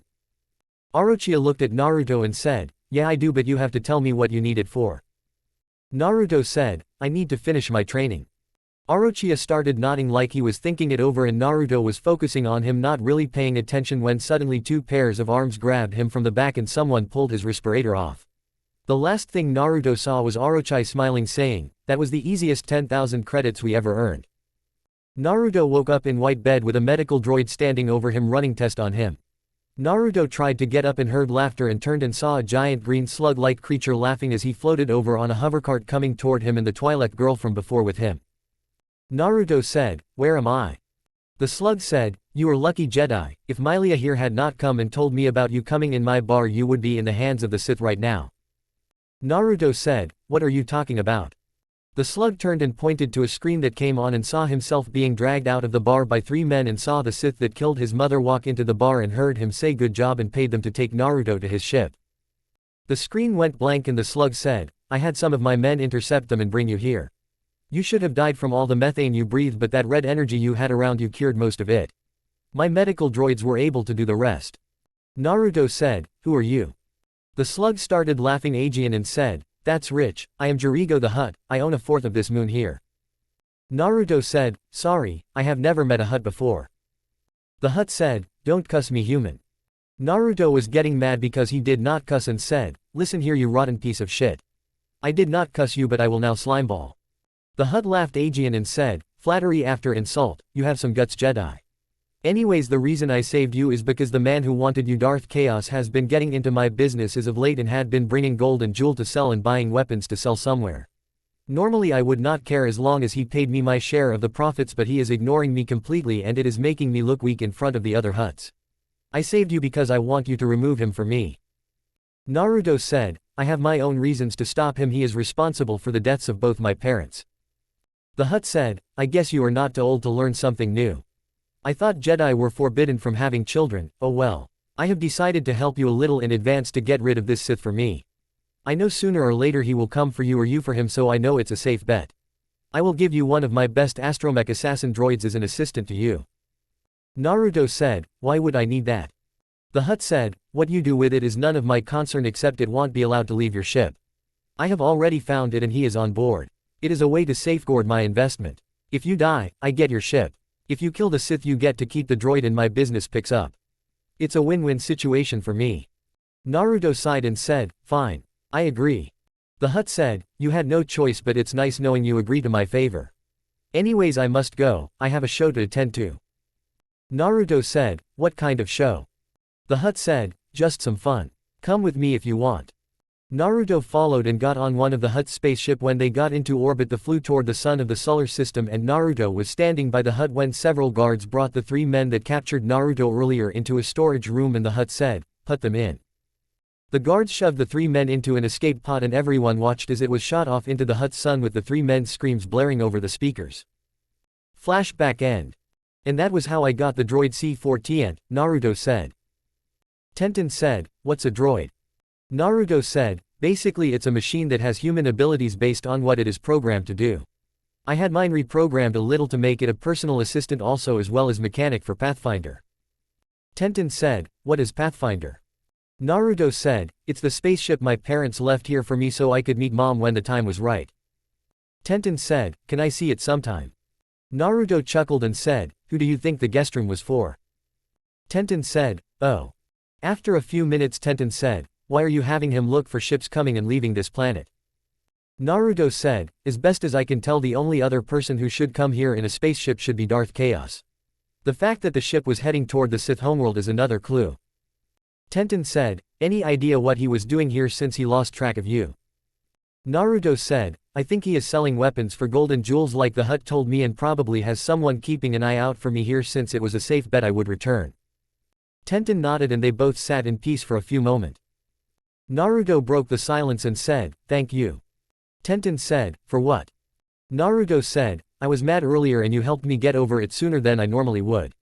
With all the bad stuff that has happened lately, I have not been keeping my emotions like I should." Tenten looked at him and said, "What bad stuff?" Naruto said, "I just found out that Kyuubi is dying because he saved my life from that ambush. He used most of his energy to save me, and since he does not have his own body anymore, he can't produce new chakra. All the chakra he had went sealed into me is all he could have, and with all the times he saved me from villagers who thought I was a demon as a child, and then the attack, he is almost out, and when he does he will die. Tenten said, that reminds me, when that Zabuza guy attacked earlier your eyes turned red. Do you have a bloodline limit or something? Naruto chuckled and said, actually no. My eyes changed color because my chakra has changed a little from making just normal human chakra to a mixture of both demon and human chakra, so if I force chakra into my senses to make them better, my eyes change color as a side effect. Just then Naruto tensed and said, I guess he is wanting to talk sooner than later. Tenten, who had not been paying attention, said, huh, and looked back and saw Kakashi walking from the house toward them. She said, do you want me to go? Naruto said, I don't have secrets from you, so you can stay. When Kakashi arrived he said, Ranger, can I talk to you alone? Naruto said, sorry Kakashi-sensei, but I don't keep secrets from Tenten. Kakashi sighed and said, on the way here you said your mother was Elisa. Naruto interrupted him and said, I suppose you want to know where have I been, why were you told I was dead, how I know what I know and all that, right? Kakashi said, well, yeah. Naruto turned to look at him and said, how much do you actually know about the Kyuubi attack? Kakashi said, I know that Sensei died killing the. Naruto interrupted him again and said, you and I both know that the Kyuubi's not dead yet Kakashi, so skip the official story. Kakashi said, what do you mean? Naruto sighed and said, I guess Dad never got around to tell you why the Kyuubi attacked in the first place, not surprising with everything that happened, hell the third did not know the real reason until recently. Kakashi said, perhaps it is best if you just start from the beginning. Naruto sighed and said, my mother was a Jedi, she came to this planet to escape from a group of evil Jedi called the Sith. Kakashi interrupted and said, I remember you mom saying that, but I thought she was joking about other planets. Naruto said, no interrupting, anyways I will skip until mom became pregnant with me. The Sith that were after her tracked her here to this planet and was stopped from killing her by Dad. The Sith waited, and when mom was weakened because of her getting ready to have me, he went to the den of the Kyuubi, who may have been a demon but is also the guardian of the fire country, and used the force to control it to attack Konoha as a distraction to stop and hopefully kill Dad. Anyways, as you know, Dad was late getting to the battle with Kyuubi for some reason. The reason was the Sith snuck into the village and attacked mom, sending her into labor with me. Mom and Dad since the first attack had made preparations if he returned, so since mom was weakened and could not defend herself and knew what Dad was getting ready to do, took her ship and left the planet to lure the Sith away from me. Kakashi said, but why did she not take you? Naruto said, I was needed elsewhere. Kakashi said, what do you? No, you don't mean to. Naruto interrupted him by raising his shirt a little and channeled chakra enough to make the seal appear and said, Dad needed a container to save Kyuubi life and stop the attack. The third changed me name to protect me from Dad's enemies here on this planet and gave me mom's maiden name. When I was 5, Dad's spirit came to me since I was already strong in the force and told me to speak to the third. The third took me to Dad's spaceship where I left this world and met mom. She started training me until 2 years ago. Kakashi said, what happened? Naruto said, the Sith that caused all of this named Darth Chaos attacked a Jedi enclave we were at and killed her. I managed to escape and I returned the day before we got our team. Kakashi looked at Tenten and said, you know all of this? Tenten nodded and Kakashi said, I was told you were dead, I was to be your godfather, Naruto, or what is your actual name? Naruto said, my actual name is Naruto Kazama, but until I reach certain rules I can't claim it.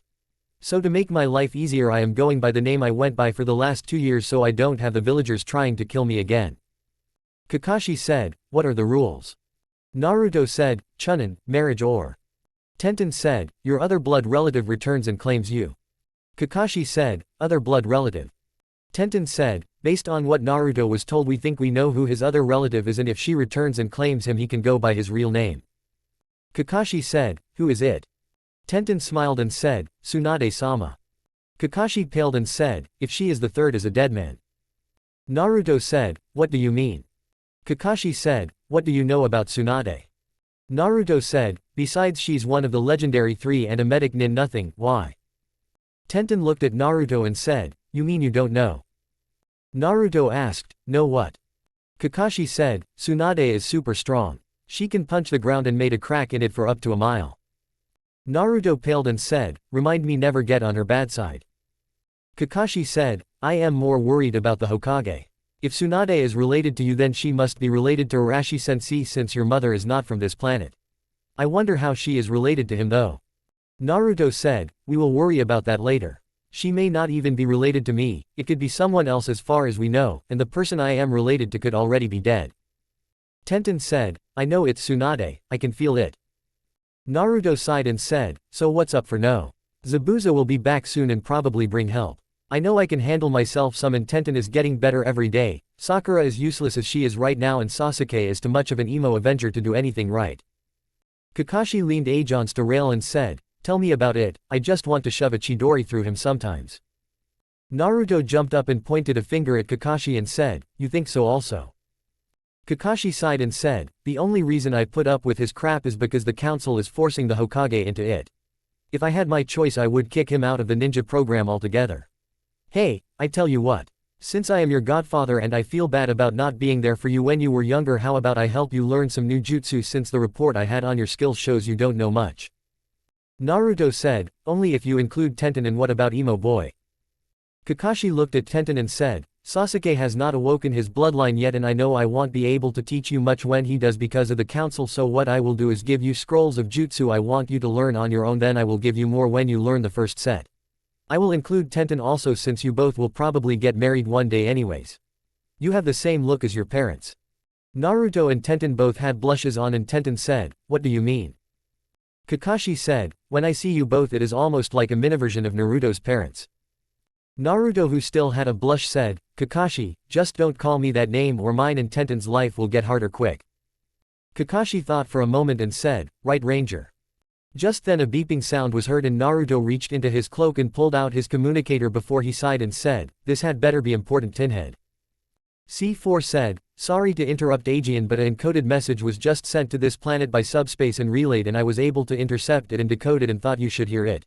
It had video but I was only able to get the audio decoded. Naruto said, go ahead with what you got. Looking at Tenten and Kakashi. There was a few beeps, then, good, everyone is here. A voice Naruto recognized as Darth Chaos.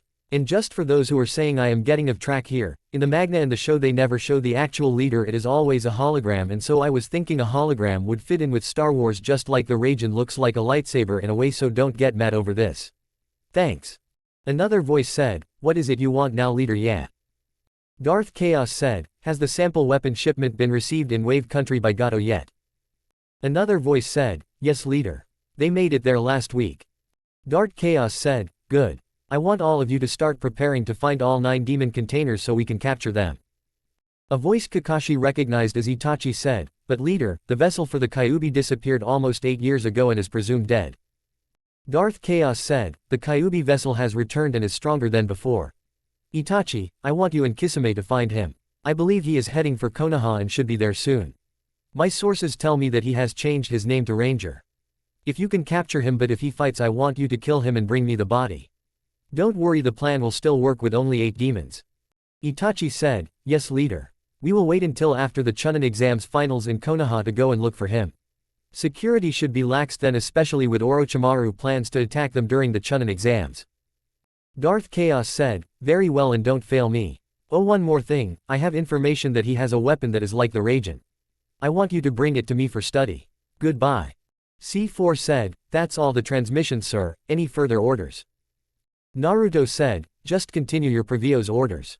Out. He turned to the others and said, I don't know who those other voices were, but the one they called leader is Darth Chaos. Kakashi said, the one Chaos called Itachi is Sasuke's older brother, and the only Kisame I know is a missing nin from Mist who is also a member of the 7 swordsmen like Zabuza. Tenten said, why would Orochimaru attack Konoha? Kakashi said, he hates the village because he was passed for the position of Yondaime and was doing illegal human experiments. The thing that has me worried the most is the weapons that were delivered to Gato. I wonder what kind they are. Naruto was in thought for a moment and said, most likely blasters. Kakashi said, how dangerous are they? Naruto looked at the sky and said, for me about a 1 in 100 chance of being killed, for Tenten 3 out of 100 chance, for the rest of you 85 plus chance being killed by 1. I can deflect most with my lightsaber since I have been trained to do so. Tenten is closest to my skill with hers. Anyone else hit with it could be killed based on where you were hit by it. Think of them like my lightsaber but long range. Kakashi said, this just keeps getting better and better. Anyways, it's getting late, so why don't we all get some rest? Everyone nodded and went inside.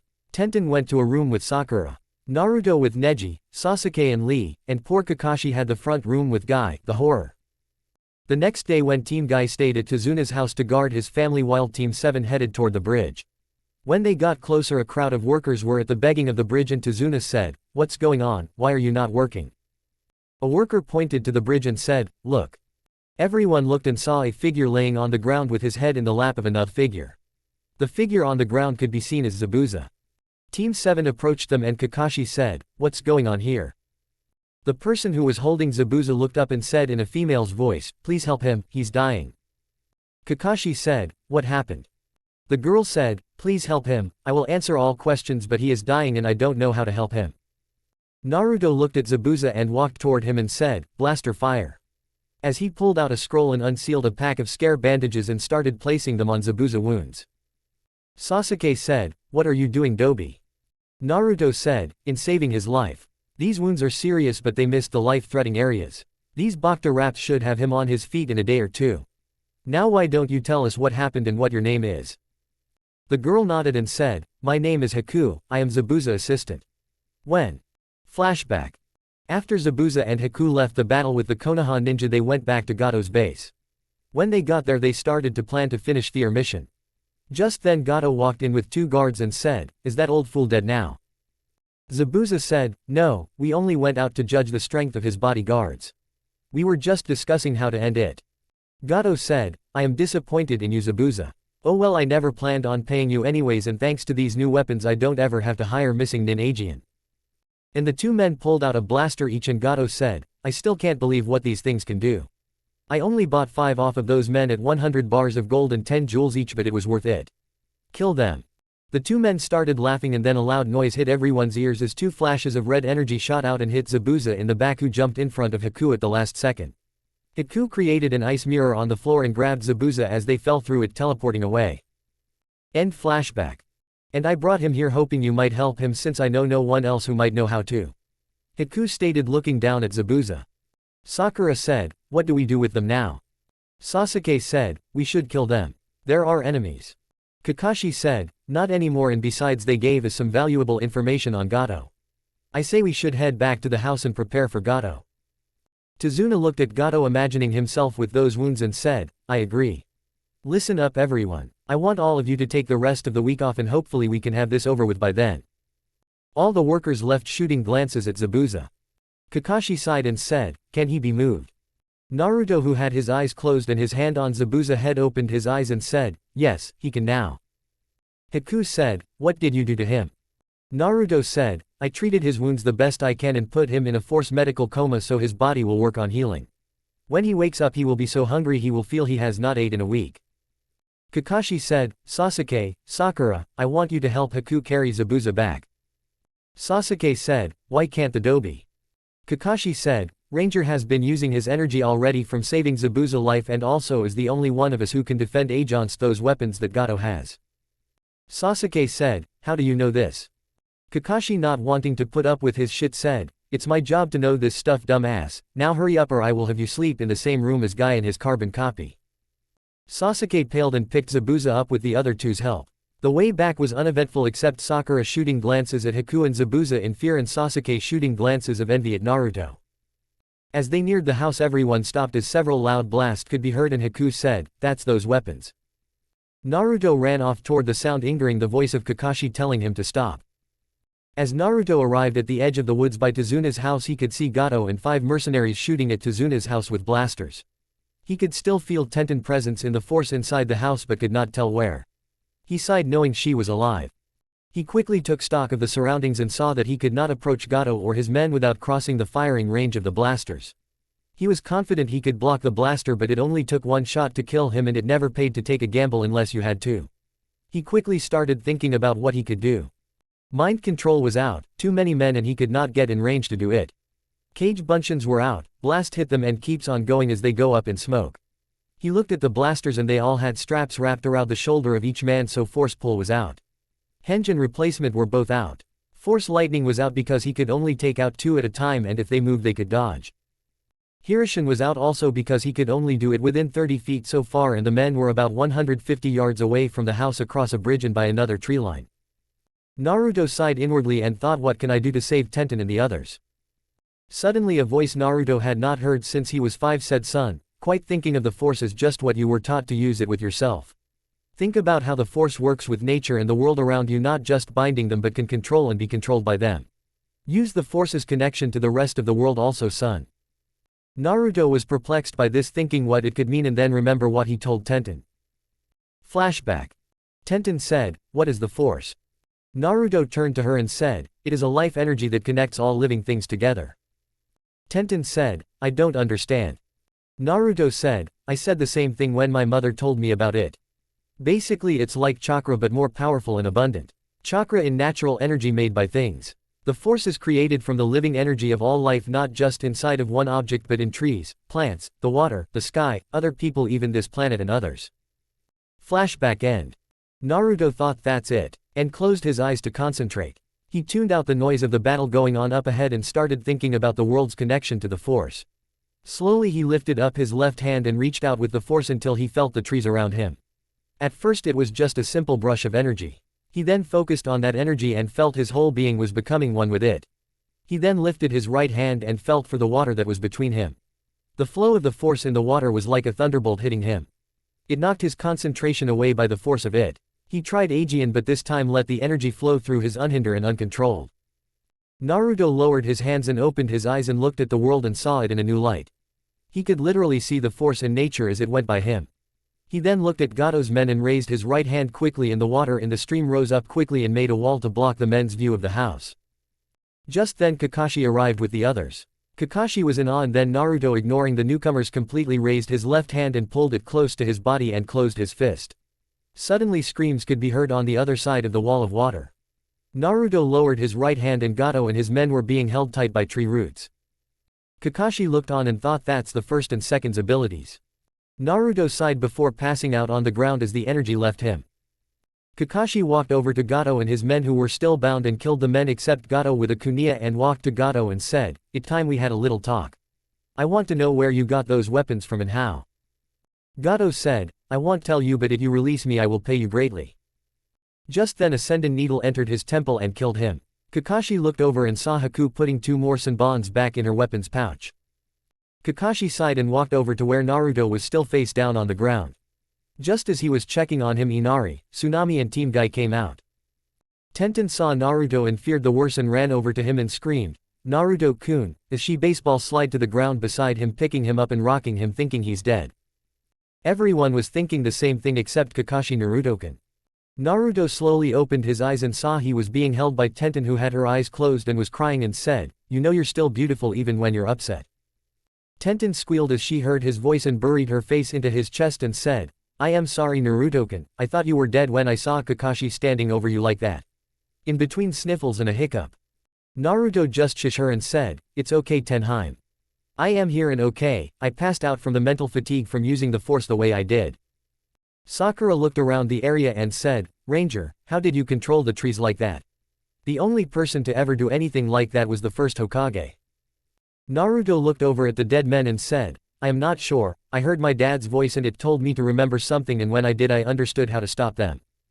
Lee took this moment and said, "Ranger is overflowing with the power of youth, that the water and trees is under his control and his youthfulness is so strong he is known by more than one name. Guy Sensei, can I become known as more than one name?" Guy did the nice guy pose and said, "Yes you can my youthful student, but you must train like Tenten and Ranger is. If not, Tenten will have another name like Naruto-kun." Everyone's sweat dropped except Naruto, who was thinking crap, but looked at Tenten, who had her eyes on the ground feeling bad because she spilled Naruto's secret. Naruto put his hand behind her head and pulled her into a passionate kiss, and then time stuck his tongue to her lips. Tenten went wide-eyed at this but closed them and opened her lips a little so that his tongue could enter her mouth. As his tongue touched hers she moaned as the sense of energy pleasure filled her whole body. She started to wrestle his tongue with hers and fought him back into his mouth, exploring it. Just then perverted giggling could be heard and they both broke apart, panting, looking over at Kakashi, who was smiling behind his mask, and Sakura was pointing at them gaping. Naruto said, "Close your mouth Sakura, or a Minec might mistake it for a home." Sakura closed her mouth with an audible snap. Kakashi said, "Well, as of now the client is safe."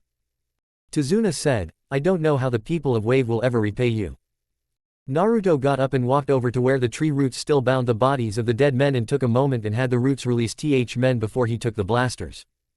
Sasuke saw this and said, "What do you think you're doing, Dobi?" Naruto said, "Taking these weapons."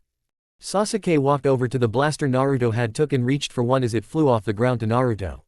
Sasuke said, "Give me one of those weapons. As an Uchiha I have the right to them." Naruto, who had just finished pulling the last blaster free and had the other 4 floating by him, turned and said, "No." And started messing with the blasters before he threw them all in the river. Sasuke said, "What the hell do you think?" He never got to finish as 5 explosions happened in the water. Sasuke had turned at the first one to see the water come up from the blast, and after the last one he turned and said, "Fine, you destroy my weapons, I will take yours," and pulled out a kunai and charged at Naruto. Naruto pulled out his own and started deflecting all the slashes from Sasuke.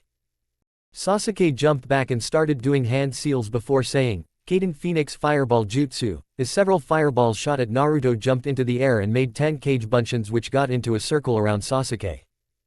Sasuke took out 2 handfuls of shurikens and threw them at Naruto. Meanwhile everyone was looking on and Sakura said, "Kakashi-sensei, are you going to stop this? Ranger will get hurt." Kakashi snickered and said, "Sakura, grow up. Sasuke is not that great and this has been building up for a while now."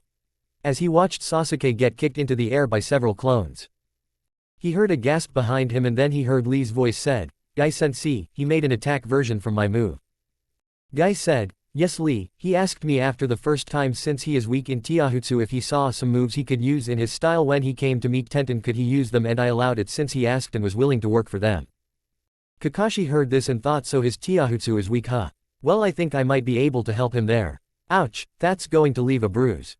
Naruto and Sasuke's fist both hit the other's cheek at the same time and they both flew backwards. Sasuke got up to one knee and was panting, as was Naruto. Naruto looked into Sasuke's eyes and thought, "What the?" Kakashi and Guy both thought the Samething Sharingan. Sasuke started making seals Aegean and called out, "Kaiden, Grand Fireball Jutsu." As a huge fireball shot at Naruto. Naruto acted on pure instincts and brought his arm up to defend himself, and a wave of water came out of the river and blocked the fireball. When Sasuke was this, he threw 3 kunai into the water where Naruto was and then charged following where he was. When he arrived on the other side of the wall of water soaking wet, he looked down and saw Naruto face down on the ground. He smirked and said, "Loser. I will take this now." As he reached for the lightsaber on Naruto's belt. Just then 10 kunais landed on the ground in a circle around him and he looked up and saw Naruto standing upside down on a tree limb and the Naruto on the ground disappear in a puff of smoke. Tenten, who saw this, gasped and said, "He is going to use that." Everyone looked at her and then back at Naruto, and Kakashi's one eye got bigger as he recognized the kunais. Sakura said, "Use what?" He missed Sasuke. Kakashi said, "If he can use it, then whatever you do, don't blink or you will miss it." This got the attention of everyone who heard it except Naruto and Sasuke, who were too far away to hear it. Naruto said, "Surrender now, Sasuke, or I will have to hurt you." Sasuke said, "Like you could. Bring it on." Naruto sighed and said, "As you wish, though I think you should be the second person to see me use this and the first time in battle." He smirked and disappeared in a yellow flash. Guy, who instantly knew what it was, looked at Kakashi and said, "Kakashi, did you?" He stopped when he saw Kakashi shaking his head no and turned back to see another yellow flash. Naruto flashed between the kunais and punches Sasuke toward his next target as he flashed Aegean. Sasuke was a pinball stuck in a world of hurt. A punch to the face, another to the ribs, a knee to the groin, another to the face, one to the back, an uppercut to the jaw, a kick to the knee, a punch to the shoulder joint, another to the other knee, one more to the other shoulder, and finally a clothesline, dropping him to the ground battered, bruised and having trouble breathing. Sakura ran over to Sasuke crying because he lost. Neji looked on with interest from never seeing an attack like that before, but thought it was nothing compared to the Hyuga gentle fist style.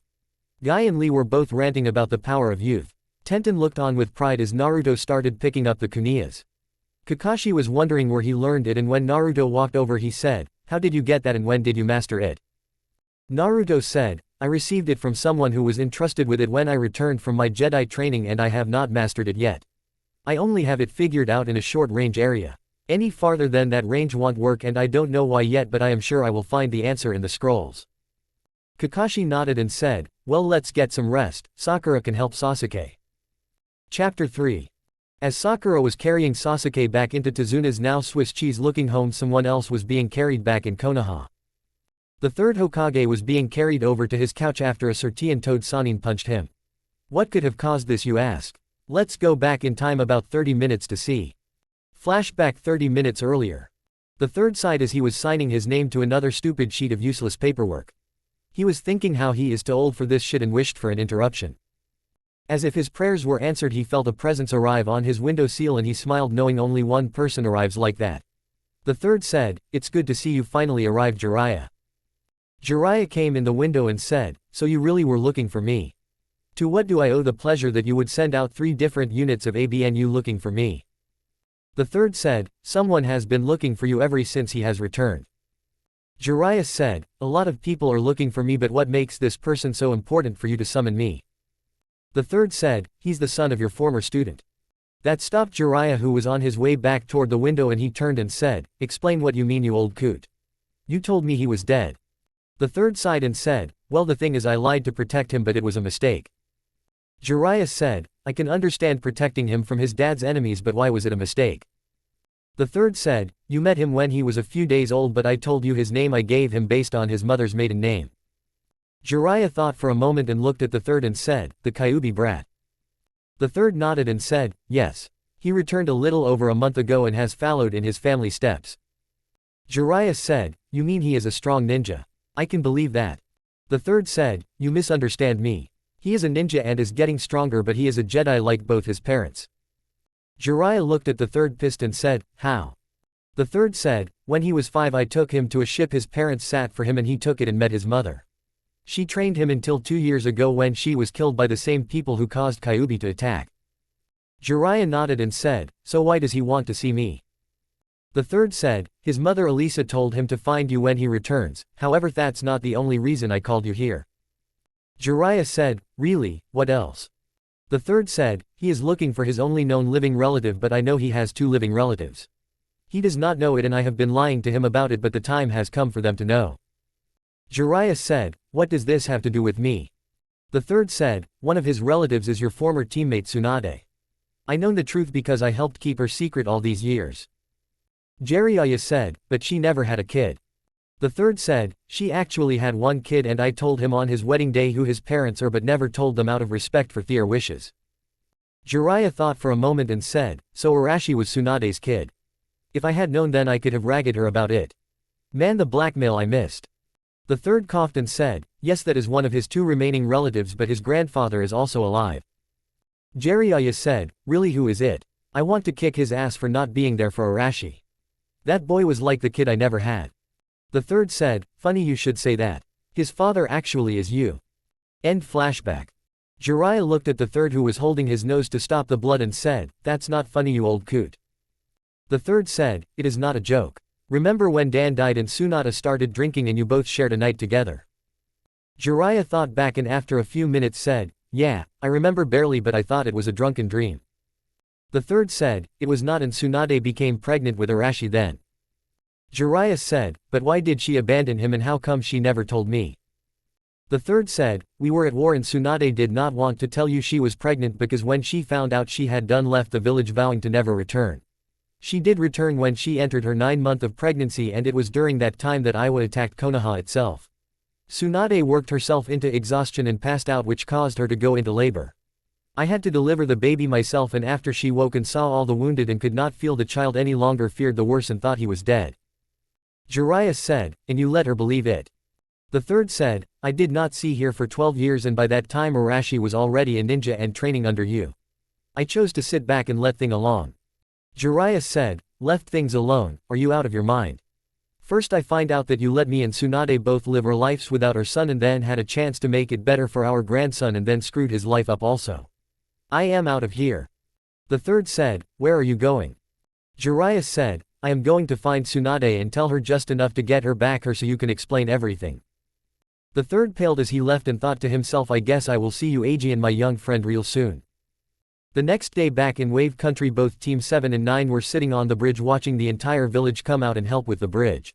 Thanks to Guy and Lee's power of youth, they were able to tell everyone in the village in a few minutes about Gato's death.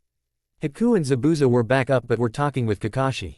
Sasuke was brooding with bruises all over his body and could not walk without a pair of crutches that Kakashi got somewhere, and Sakura was pampering him, or should I say bugging the hell out of him for a date. Neji was practicing his katas for the gentle fist style, and Lee and Guy were helping carry support beams around the construction site. Naruto and Tenten were currently down on the water practicing with their lightsabers while waterwalking. Naruto blocked a slash from the left and parried the thrust that followed.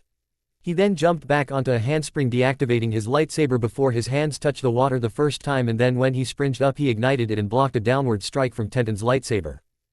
He looks at her and said, "Good, your form is getting better, now let's try your defense," and pushed her lightsaber away and came in a spinning slash toward her midsection that could have cut her in half if she had not intercepted it with her weapon.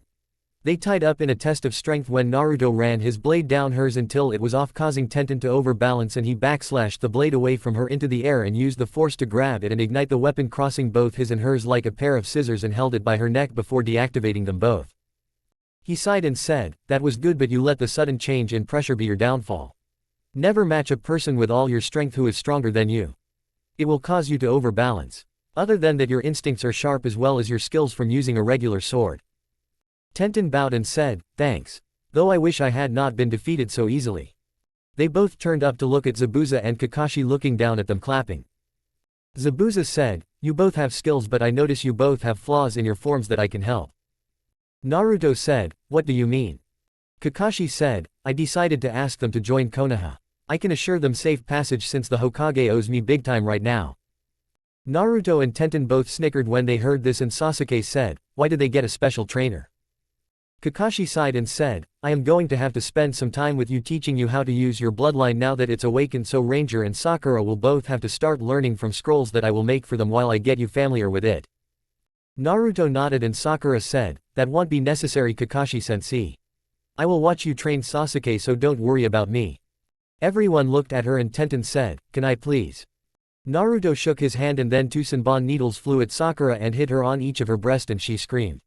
She became covered, but it was not blood. Instead, the two balloons she had in her wrapping popped and the water covered her dress. Almost everyone laughed at her predicament.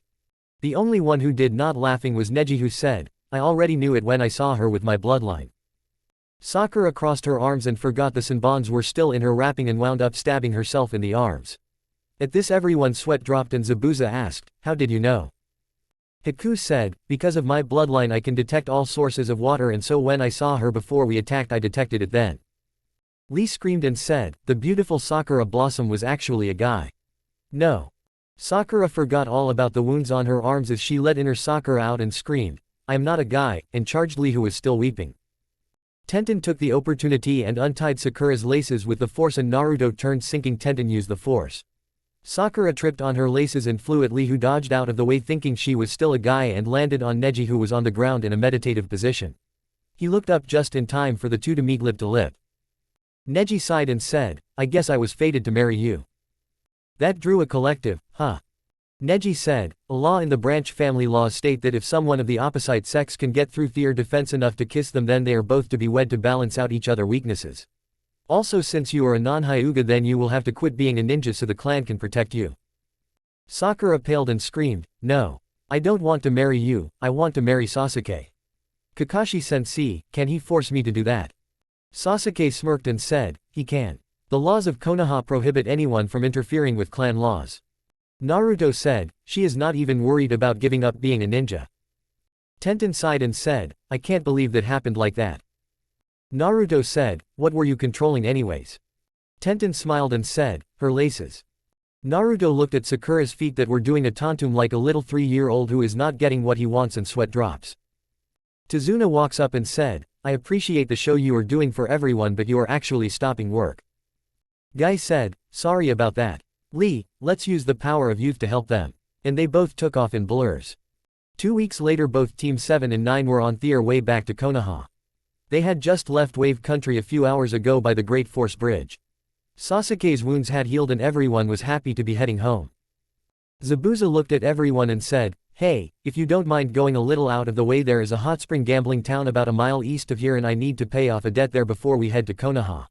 If you want, we can all go there to rest before getting back."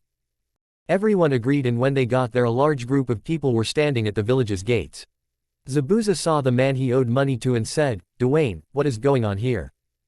The man who Zabuza called over walked to them and said, a blonde-haired woman went on a rampage a little while ago and destroyed half the town. She was with a black-haired woman and some old guy who had a scroll on his back screaming how she was going to kill her sensei. Kakashi said, what exactly did they look like? The man thought for a moment and another man walked up and said, one of them is the legendary sucker Tsunade. She was actually winning when she became enraged. The other was the author of Ika Ika Paradise Jiraiya and the black-haired woman is Tsunade's assistant. Why? At the mention of the names Naruto, Tenten, and Kakashi all got interested and Naruto said, which way were they heading? The man said, Konoha. Naruto bowed and said, thanks, before taking off with Tenten behind him. Everyone was confused except Kakashi who said, Guy, here's a challenge for you. If the entire group can make it back to Konoha before Tsunade gets there I will give you credit for this one. Guy perked up and dropped his weights and said, Lee, take them off and carry Haku. I shall carry the Sasuke and Sakura. Lee dropped his weights and both men blurred leaving Zabuza who had just finished paying off his debt and Kakashi. Neji had already took off. Zabuza looked at Kakashi as they raced through the trees and said, what's wrong? Kakashi said, if my guess is correct then the Hokage is about to get his ass wiped. As they took off even faster. Back in Konoha it was a peaceful day. The birds were chirping, the wind was blowing, Gambunta landing in the middle of the village with someone holding his giant sword in her hands. Just a normal day in Konoha. Wait a minute. Someone holding a 60-foot-tall sword in her hands riding on a 200-foot-tall summon creature that lands in the middle of the village and is heading toward the Hokage's tower. Now that's something you don't see every day. As Gambunta lands outside the tower the sword the woman is holding slices into the tower on the floor the Hokage's office is on and she runs down the length of the blade and enters the building leaving a terrified white-haired man, a cowering black-haired woman and an even more scarred Gambunta who had a black eye. He looks up at Jiraiya and said, if you live through this let me meet your grandson. Before he disappeared in a puff of smoke. As the two other rider entered the tower they could hear the sound of battle and screaming. Let's take a look inside the Hokage office. On second thought this scene it's too violent for me to describe at this time. We shall check the aftermath in a little while. As Team 7 and 9 arrived at the gates of Konoha they see a giant frog disappear and what appeared to be a huge sword sticking out of the Hokage's office disappear as well. Tenten asked, what the hell? Naruto shrugs his shoulders as Kakashi lands behind them and said, what's wrong? Naruto said, when we got here a huge frog disappeared and a sword was sticking out of the Hokage's tower and it disappeared also. Kakashi ignored the guards at the gate who were gawking and said, hurry. As he took off toward the tower with everyone following. Now it is a really screwed up sense where ABNU are too preoccupied to notice a missing nin from the bingo book running through Thier village with a 6-foot-tall sword on his back. As both teams made it outside the office they see 22 ABNU on the ground with broke mask on as well as several Chunin and Junin ninja with black eyes, broken bones, as well as several foreign objects sticking out of some of their butts. Kakashi paled as he recognizes the original 10,000 years of pain that he made the 1,000 years of death from. The group walks slowly to the door and everyone was wondering what to do. Just then both doors fell to the floor as the hinges broke from a punch they had earlier received. Everyone looked into the room to see a woman with her fist pulled back holding the Hokage by the neck and a white-haired man cowering behind a black-haired woman. Everyone in the office looked at the new arrival and the third who had a black eye and several missing teeth and an arm that's not supposed to bend that way said, oh Naruto, we were just talking about you. As he passes out. Tsunade sighs and drops him before looking closely at the group. She gasps when her eyes land on Naruto because his hood had fallen back running. She thought he looks just like my little brother. Naruto slowly walks in and takes a survey of the damage and said, you must pack one hell of a punch. Now could you tell me who you were and why you attacked the old man? Tsunade sat down on the desk that falls off its legs from damage on one side. She sighs and said, my name is Tsunade and I was told by Sensei here you are my grandson. Naruto looked at the third and said, he told me he did not know if you really were related to me without a blood test. Tsunade said, give me your hand. Naruto walked over and held out his hand and felt a stick faster than most could see and then Tsunade's hand started to glow green and she looked up at him and said, it's true. She then walked over and kicked the Hokage sending him into the wall. Naruto turned to the other two occupants and said, who are you?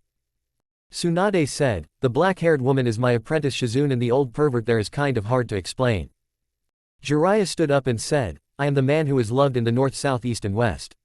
The man who can make any woman blush and a baby cry. The author of Ika Ika Paradise and Just then Naruto sent a lightning bolt at him, electrocuting him, and everyone's sweat dropped except Tsunade, who was laughing her ass off. Naruto stopped attacking and Jiraiya said, "What's wrong with you, Gaki? Is that any way to greet your grandfather?" Naruto stopped stalking forward and said, "Grandfather, I was told you were a pervert and mom asked me to electrocute you for peeping on her the first time I saw you so you would know I was her son." Kakashi took this moment to cough and said, "Everything's okay now. I will give the report to the Hokage when he wakes up. Sasuke, go to the hospital and get checked out. Sakura, go with Neji and find out what exactly is going on." Guy said, "That's very hip of you, my eternal rival. Come Lee, we have training to do." And they both left. Kakashi looked at everyone left and said, "I will come back later," and left in a swirl of leaves, taking Zabuza and Haku with him. Tsunade looked over at Tenten and said, "Are you going to leave also?" Naruto said, "Tenten is my apprentice and—" Tenten said, "Girlfriend, Tsunade-sama." Tsunade gave them a critical eye and said, "Aren't you both a little young to be dating?" Naruto said, "It's our choice. We have other things to discuss, more importantly about what to do now." Tsunade said, "I just find out that the son I thought died at birth was alive for most of my life and then died killing that evil Kyuubi and left a grandson I never knew about." Naruto looked around the room and said, "Perhaps we should go someplace more private to talk." The third, who was awake now, said, "Naruto, perhaps you should take them to a more private spot like your apartment." Naruto nodded and Tenten said, "What about the coming war?" That stopped everyone from moving and the third said, "Perhaps I should come also so you can explain that to me." Jiraiya sighed and picked the third up and they all left by the new window the third had in the wall. When everyone got inside, Naruto and Tenten went to the kitchen to start making tea and Tenten said, "Go ahead. I will bring it out when ready." Naruto said, "Thanks," before going back out and joining the others. Shizune was healing the third because Tsunade was still too tick to heal him. The third coughed and said, "Perhaps you should start with what war, Naruto." Naruto nodded and said, "When I returned to the planet I left my droid on my spaceship Pathfinder. I had him scanning for any ships entering or leaving the planet but ALKSO for any communications to or from off-planet. We had just arrived at Wave when C4, my droid, picked up a ship leaving the planet.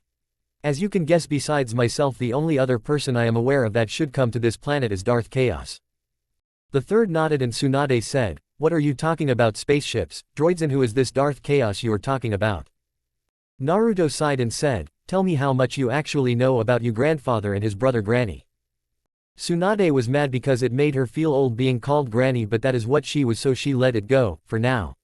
She looked at him and said, "I know them both for the first few years of my life until they both died." "Why?" Naruto said, "Do you know where they came from originally?" Tsunade said, "Not really. I know they brought the first people from Grass Country, but before that I don't know." "Why?" Naruto said, "From what I was told from my mother as well as a few other places, I was able to find out that both the first and second were Jedis like myself and my parents." Tenten, who was setting down the tea, said, "I would believe that after what you did in Wave, controlling both the water and trees like that."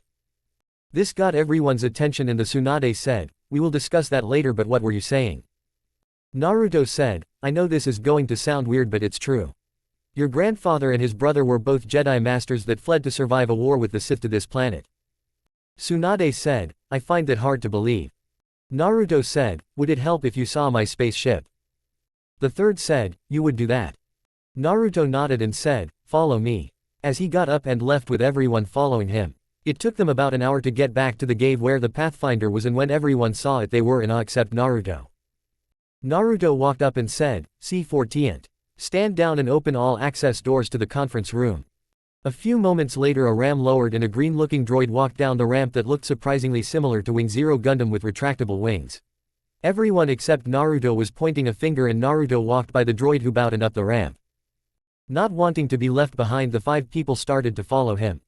When they walked into a circular room with a white cone in the center and a circle table around it, he took a seat and said, "C4, get me some Corellian scotch. Would anyone else like a drink?" Tenten asked, "Are we too young to drink?" Naruto said, "This stuff ain't too bad and I have had to spend more times in bars than I care to in the past couple of years. You learn to handle the stuff." Tsunade said, "What's the hardest stuff you have?" Naruto turned to the droid who was standing there and said, "We still have any of that crate dragon wine?" C4 said, "1 bottle, sir." Naruto said, "Get it for Granny here." The third said, "I will have some water." Jiraiya said, "I will have some of what Tsunade has." Shizune said, water please. Tenten said, I have never drank before. What do you suggest? Naruto thought for a moment and said, give her a Alderanian royal wine. The droid bowed and left. Naruto sighed and said, so you believe me about the first and second being from another planet? Tsunade said, yes, so why don't you continue your story? Naruto said, basically you can drop the act about Kyuubi you said being killed by dad. We all know he was not, though it won't be long before he is though. The third said, what do you mean? Naruto said, remember when I told you Kyuubi saved me from Darth Chaos? Well, I walked into a trap he had set up and would have died from the methane gas that I breathed in. When dad sealed him into me, Kyuubi did not get his chakra regeneration ability, so the more he puts in my system the less he actually has.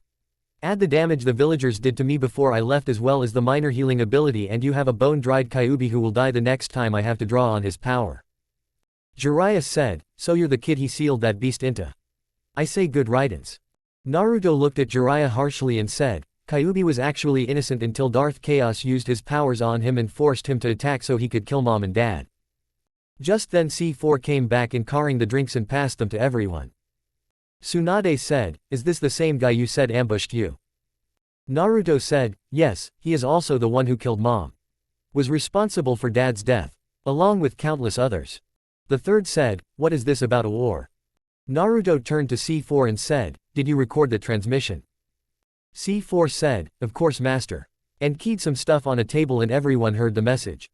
The third recognized Itachi's voice. The third said, well, we will have to prepare for the war as well as the visit. Tenten said, I hate to ask this now, but what do you have planned about Naruto getting to use his real name? I sort of called him Naruto on our mission to Wave when I thought he died after controlling the plants and water like he did. The third said, that's up to Jiraiya and Tsunade. Jiraiya said, what do you mean?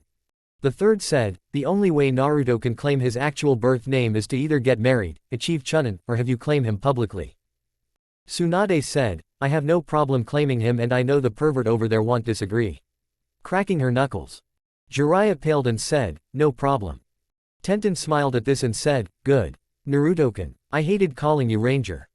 Tsunade took a gulp of her drink, not thinking much of it before she had to dive for Shizune's water right after. Naruto said, it has a kick huh? Tsunade ran a medical jutsu on it and whistled before saying, this thing is 98% pure liquor. During the little floor show, Naruto caught sight of something and said, Granny, I was wondering, can I see that necklace you have? Tsunade looked down at it and seemed reluctant as she handed it to him, and he pulled his lightsaber out and sat it on the table before opening it and looking at the crystal of it and smirked and said, where did you get this? Tsunade said, it's my grandfather's. Why? Naruto handed both crystal to Tenten, who also pulled her lightsaber apart and compared the crystals before whistling and said, this one has even better power formation than either of ours. Naruto nodded and said, that's the crystal of a dual lightsaber. Tsunade said, what do you mean? Naruto said, do you mind if I borrow this a moment? Tsunade said, well okay. After thinking a minute. Naruto said, Tenten, go ahead and put yours back together. I will be back in a moment. And he left the room down one of the side passages. Tenten used the force to put hers back together and activated it, making everyone gasp in awe at the weapon, and Tsunade whispered, Raijin. Naruto returned about 5 minutes later and said, this is what I was talking about. And activated a gold-cased lightsaber that had a green blade shoot out the end. Jiraiya said, I don't see any difference besides color between yours and hers. Naruto smiled and held the lightsaber in a different position before a second blade extended out the back of the handle and said, this is a dual lightsaber. Just then C4 eyes flashed red and his right arm changed shape and started walking toward the exit to the ship. Naruto caught this and said, I will handle it. As he walked toward the exit ramp and disappeared down it. Tenten said, what was that about? C4 said, an intruder just entered about a mile from here heading this way slowly. A few minutes Naruto returned and sighed as he sat down. The third said, what's going on? Naruto said, some idiot from Root was following the trail here trying to find out what's going on. I used a Jedi mind trick to make him think that our trail led back to the hospital. The third nodded and Naruto looked at the lightsaber inside before starting to take it apart and handed Tsunade the crystal back. Tsunade said, thanks, as she put the string back through it and put it around her neck. Naruto said, well, I think we should head back. C4, I have a mission for you. I want you to go and take the ship to the 10 most populated systems and stay in system long enough to get spotted and return in 3 months. If you need repairs, go to the Wookiee homeworld and look up Barardika and have him work on the ship as well as any maintenance you might need. If you are in a system and a Sith ship or a Republic military ship comes into system, leave. C4 said, do you need anything before I leave, sir? Naruto thought for a moment and said, no, just follow my orders. C4 just nodded and everyone started to get up as Naruto put his lightsaber back together and then sealed the parts to his dual lightsaber in a scroll. Everyone left the location of the Pathfinder and the third said, so Tsunade, what do you plan to do? Tsunade looked over at Naruto and said, I am not leaving the only family I have left. The third said, is it possible I might be able to convince you to take my job? Tsunade looked at him and said, 5, 4, 3, 2, 1. The third disappeared in a swirl of leaves when Tsunade drawed back her fist. Shizune said, I am sorry to interrupt Tsunade, but what about your debts? Jiraiya snickered at this and drew everyone's attention. He said, Tsunade Haim, have you made any new ones in the last 40 days? Shizune said, just one to the Wakabu family in Grass Country. Why? Jiraiya said, then that's the only one she has left then. Tsunade stopped and said, what do you mean, you old pervert? Jiraiya said, when I started looking for you after I was told about the Gaki here, I started to follow your trail and the only way I could get closer was to pay off all your debts, so you currently owe me, pulled out a black book and looked at it, 296 million. Don't worry, I won't charge interest. Shizune sighed and said, so why don't you tell us a little about yourself, Naruto and Tenten? Tenten said, well, my family owns the Wolfclaw weapon shop. It's just me and Dad. Mom passed away giving birth to me. I am a member of Team 9 or Team Guy as most call it, with Rock Lee, the dead last of my year, and Neji Hyuga, the Rookie of the Year. I have the nickname the Weapon Mistress because I have 100% accuracy with weapon and I always carry around at least 3,000 weapons on me at all times. Everyone's sweat drops looking at her. I met Naruto here right after he came back from training and we started dating on the second day we knew each other. I have also been his apprentice since the first day. Shizune said, what are your dreams and plans for the future? Tenten said, this may sound funny now, but I wanted to be a great female ninja like Tsunade-sama and continue to train in the force. Tsunade nodded and said, what about you, Naruto? Naruto said, I was trained from the age of 5 by my mother until 2 years ago when she was killed in the force, and also what she knew about chakra. I know henge, replacement, kujbunshin, tree climbing, water walking, a genjutsu that I always wear on my face, and I have been trying to master the Hiraishin no Jutsu. I also know how to use sealing scrolls, but I don't know anything about how to make them or what the seals actually mean. Jiraiya coughed and said, where did you get the info on that? Tenten said, my father was entrusted with the skulls for it and told to give it to Naruto when he returned. Jiraiya said, what has Kakashi taught you? Naruto said, so far nothing. The only reason he is a sensei now is because the council is forcing him to because of the Uchiha. Tenten said, don't forget he said he would give you some scrolls since he found out you were to try and make it up for not being there. Naruto said, I know, but I will believe it when I see it. Jiraiya said, how would you like it if I taught you everything I taught your dad? Naruto said, I would like to, but I can't just abandon Tenten training also. Tsunade said, actually I was thinking, Tenten, how would you like to train under me as well? Tenten looked at Naruto and said, I would like that, but don't you want to teach your grandson? Tsunade said, I will just teach his future wife instead. Tenten blushed and said, why does everyone say we are going to get married? Shizune said, you make too cute of a couple. Naruto said, I don't think it's that far-fetched of an idea someday. Tenten stopped and said, are you sure about that? Naruto said, only if it's with you forever. Tenten said, I would like that. Tsunade said, great. Then it's settled. The pervert here will take care of teaching Naruto and I will take you on with help from Shizune here. Shizune said, don't I have an opinion? Tsunade said, of course. Don't you want to help? Shizune said, of course, I just would have liked to been asked first. Everyone laughed. As they reached an intersection, Naruto said, I guess this is where we part ways. As he looked at the adults. Tsunade said, why you say that? Naruto said, well, Tenten lives at her family shop and my apartment I am renting from the third is not big enough for everyone, so I figured you all had some place you would want to stay. Tsunade said, yes. Your family estate's near the Hokage monument. Go ahead and stay at your place tonight, but tomorrow we will move you in. Naruto smiled and said goodbye before walking Tenten home, kissing her goodnight as well before turning in. Chapter 4. For the next month things have been pretty active for Naruto. First he moved into the Gordian estates. It was named that after the two Hokages that guarded the village during its dark beginnings. Naruto had also started training with Jiraiya. He mastered the rasengan in a little over a week with the help of Kage-bunshin. He also signed the Toad contract, and after being taught leaf balance and kunia balance, his chakra control increased to high chunin level. He had also worked on kenjutsu, after getting a regular ABNU sword from the Wolfclaw weapon shop, with Zabuza who was made a special junin. After learning how to summon, he had a great meeting with Gambunta. Flashback a week into training. Naruto, who had been spending all week working on chakra control exercise. Today Jiraiya had him sign the Toad contract and told him to put as much chakra as he could into it to see how big of a summon he could bring forth. Big mistake. Note to self, Naruto has more chakra than the Hokage and all the Sanins put together. Of course he is going to summon Gambunta on the first try. When Gambunta appeared, he took a look around and said, "Who the hell summoned me?" Naruto jumped off his head and landed on his nose and said, "I did." "Why?" Gambunta said, "You used way too much chakra to call me here." Naruto said, "What's the problem with that?" Gambunta sweat drops and said, "You must be the pervert's grandson." Naruto said, "Yes, the name's Naruto Kazama." Gambunta nodded and said, "Well, the problem is that thanks to you using so much chakra I can't leave for a week now, and that scary woman could actually do what she threatened."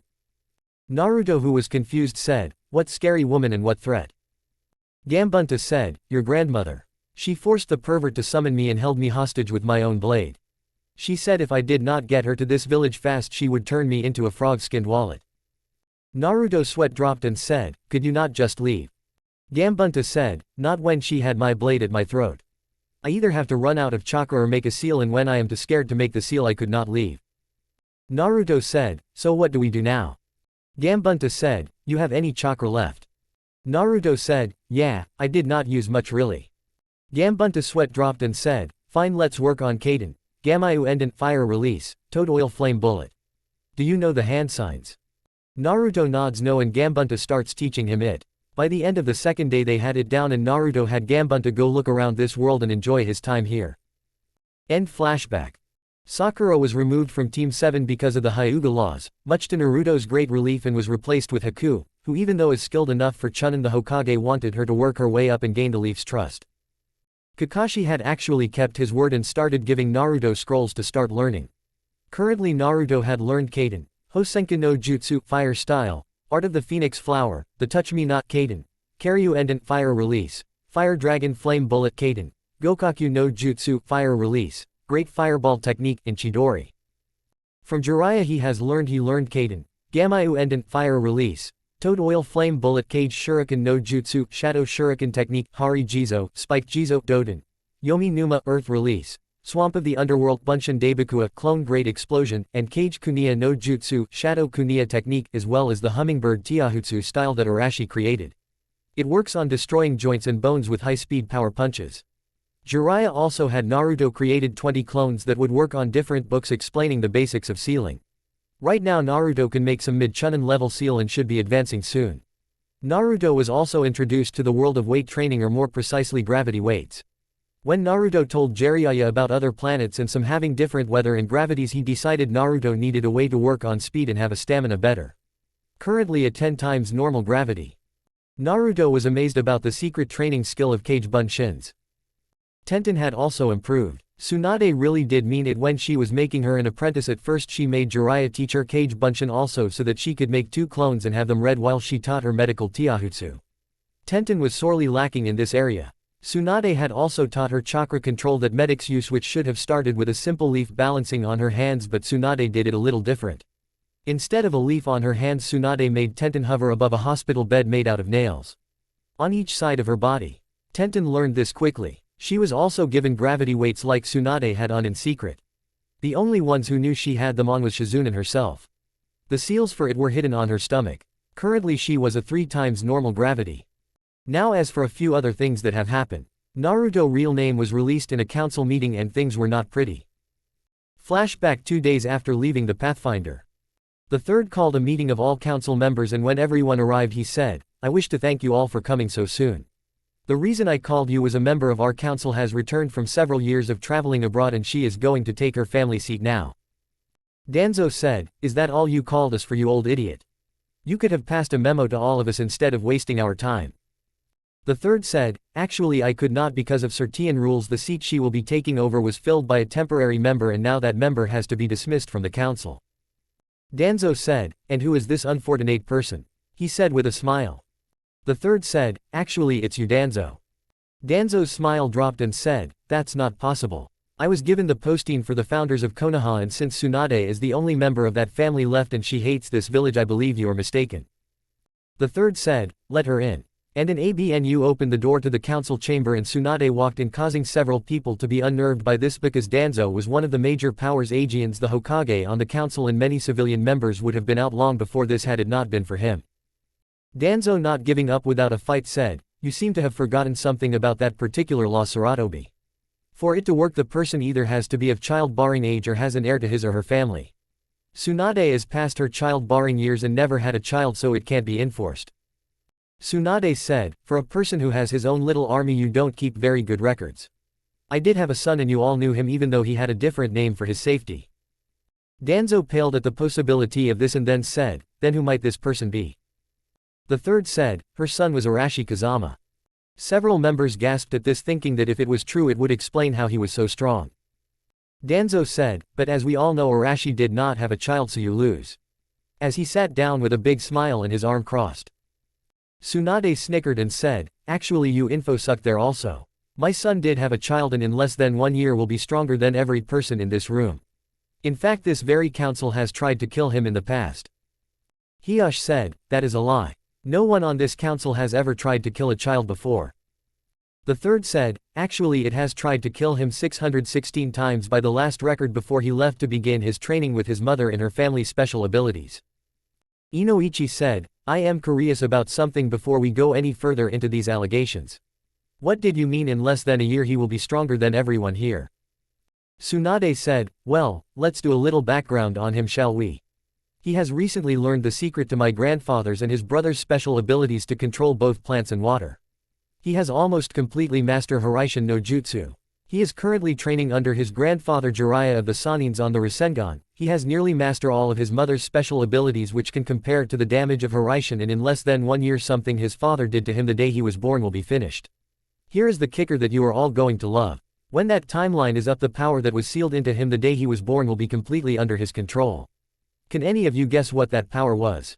I will give you a hint. It attacked our village almost 13 years ago. Shikamaru's dad was the first to piece it together and with wide eyes said, so we have a person who has not only 2 potential bloodline, but also has mastered a jutsu that can decimate over 1000 ninja in less than 5 minutes as well as other skills that rival that power and has the full power of the Kyuubi no Kitsune under his control. To put it simple to those who are thinking of attacking him. If you tick him off I have 2 words for you. We're fucked. Danzo said, but he is not a ninja of our village and with all those skills must be put to death. The third chuckled and said, he has been a ninja of this village for nearly 3 months. In fact he has been under your nose the whole time and none of you realized it. Hiyoshi thought for a moment and said, he's the boy who wears the robe on Kakashi team, isn't he? The third said, yeep. Well Danzo I believe that means you are relieved from your council seat and also I want you to know that I have decided to disband Root. I have received the last report of your men harassing civilians and lower level ninja. If I catch you doing anything that I deem questionable I will have you executed for treason. Danzo bowed his head as he left the room and Saratobi's 2 teammates looked at him and said, you knew all of this back then and that is why you fought to save Uzumaki so bad. Right, why did you not tell us? The third said, if it became public info before he could defend himself we would have been at war with Iwa Aegean. I am stating this now. Including everyone in this room only 50 people in this village know he is here. If he is harassed, have services stopped, prices increased like before, attacked, or any of his friend or companions are treated unfairly not only will the ones who did it be executed but the person who told will be also along with all of their property seized. Tsunade said, actually since my family never publicly announced our last name and the third named Arashi Kazama, Naruto's last name is Kazama. Now sensei I think you should tell them about Orochimaru. The third nodded and said, this is the biggest secret we have ever had I am about to reveal so listen carefully. We recently got word from a spy who was on a separate mission from this overheard Uchiha Itachi and his partner will be coming to Konoha after the Chunin exams because we are supposed to be weak afterwards. And civilian member said, why are we supposed to be weak then? The third said, Orochimaru is planning on attacking the Leaf village at some point during the Chunin exams with an army. Gasps were heard all over the 36 council members' seats. The third sighed and said, I have decided that since I know I will be one of his targets, that if I should die I will have Tsunade act as Hokage until she finds a suitable replacement also. With her skills she can help the leaf recover from the damage we will undoubtedly receive. One of the civilian council members who had backing of Danzo said, why not nominate Danzo? He is qualified. Saratoba's two teammates said, he has the skills to run the military side but the civilian economy would be ruined. The root program that he was in charge of was an actual Hokage training program and he failed miserably. He abused his power, did not care about the well-being of his own men and was financially ruined. Of the 110 root members he has only 20 or 30 could be placed as a regular ninja or ABNU now because the others were either improperly trained or are too corrupted to be saved without massive retraining. Tsunade said, I actually turned the position down at first but I have already talked it over with the third and if I have to take over I will be using the time of repair to upgrade not only the medical program and personal but also the general academy and ninja skills to make us stronger than ever. Clapping could be heard from over half the members. All the clan heads and the ones who knew they would soon be gone. Flashback end. So far the threat has held and no one has bothered Naruto, well almost, but that is for another reason. Flashback. Naruto walked into the Wolfclaw weapon shop to meet Tenten and Dustin was at the counter and smiled when he saw Naruto and said, boy, before you leave today I want to talk to you. Naruto nodded as Tenten walked in from the back and Dustin said, Tenten, run the store for a few minutes. I want to talk to Naruto here a minute. Tenten nodded and went to the cash register. Naruto walked to the back with Dustin. Dustin said, I know you and my daughter have been spending a lot of time together and I have been okay with it with you showing affection, kissing, but it seems you both are getting closer so I want to know exactly what your intentions for her are. Naruto said, I care for her greatly and I would like to marry her someday. Dustin who was holding a kunai in his hand examining it for inventory turned and tossed it at Naruto and it landed directly in front of his crotch making his eyes as big as a silver dollar. Naruto looked at him and he said, just make sure you don't hurt her. You know how good she is with weapons and you should realize I taught her everything she knows and I make my own weapon and I don't have to worry about anyone finding your body because my furnace that I make weapons with is hot enough to destroy all traces of your body. Naruto just nodded and got up to leave with Tenten. When they both made it outside Naruto took a look back inside the store and saw Dustin smile at him twirling a kunai and Naruto turned to Tenten and said, promise me, if I do something idiotic or that hurts you or makes you mad talk to me about it and let me make it up to you. Tenten looked at Naruto and then at her dad and said, what happened in there with dad? Naruto said, he just asked me to make sure you're happy. Tenten said, how many weapons did he use? Naruto said, just one. Tenten started to laugh and said, don't worry. He is a teddy bear. Naruto said, yes but a bear nonetheless. End flashback. With Team 7 Kakashi had been having them do D-ranked missions every other day. Tuesday and Thursday he had personal training. Haku was training with Zabuza and also been learning some new medical skills from Shizune. Naruto with Jiraiya. Kakashi was with Sasuke but was instead of teaching him a lot of jutsu he was making him work on mastering them. So far he has only learned 2 new jutsu. It did not help Sasuke tried to kill his godson Aegeon. Flashback. Today was the most feared D-ranked mission in existence. Catching the Firelord's cat Tora. Sasuke was the self-nominated leader of a group of ninja who don't listen to him. Since Naruto saved her adopted father and helped them realize it Haku has become a great friend and teammate. Sasuke over the radio said, do you see the target Dobi? Naruto sighed and said, I see the target.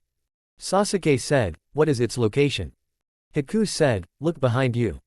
Sasuke turned and saw Tora sitting behind Sasuke with a smirk on its face.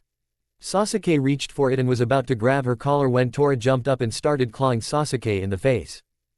Sasuke became pissed and with his Sharingan activated started making hand seals for Kaden. Hosenka no Jutsu, fire style, art of the phoenix flower, the touch me not, at Tora. Naruto quickly used a nearby stream to block the fire and Haku used her bloodline to turn the water into a wall of ice. Naruto said, what the hell do you think you are doing trying to kill the target? Sasuke turned to Naruto and did the seals for Kaden. Hosenka no Jutsu, fire style, art of the phoenix flower, the touch me not, again and shot it at Naruto. Naruto jumped out of the way and when he landed a wall of earth came up in front of Naruto. Sasuke and Naruto both looked around for the source of it when Sasuke felt a pair of hands grab his feet and pull him into the ground. Just then Kakashi walked up to the head and said, Sasuke. I am disappointed in you. Haku, since you captured the cat and worked with Naruto to save the cat, you both will be getting paid for this mission. However Sasuke, you won't be paid and you will also be punished. Sasuke smirked and said, you don't have the balls to punish me. Kakashi said, really, and went through some hand seals, cutting his hand on attack on his vest, and said, Kuchio's no jutsu summoning technique, and a 4-foot-tall black pit bull appeared in a puff of smoke. Kakashi said, see his head. The dog nodded and Kakashi said, that's your fire hydrant. The dog smirked and walked over to Sasuke and raised his leg and started pissing all over Sasuke's face. Too bad Sasuke forgot to turn off his bloodline, so it was forever etched into his mind. Flashback end. Today Naruto was in the Hokage's office waiting for the third to say why he called him here. The third looked at Naruto and said, Naruto, I called you here today for a personal mission. Naruto looked at the third and said, what is it you need? The third said, my grandson Konohamaru is an academy student and he wants to be Hokage one day. The thing is, I am worried about him. I have had him training under a private tutor for over a year now, but he neither respects the man who is his teacher or advancing very far. Naruto said, exactly what is it you need me for, old man? The third said, he needs a role model that he can work toward being like, and I think you would be a good one. Especially with what is going to start this week.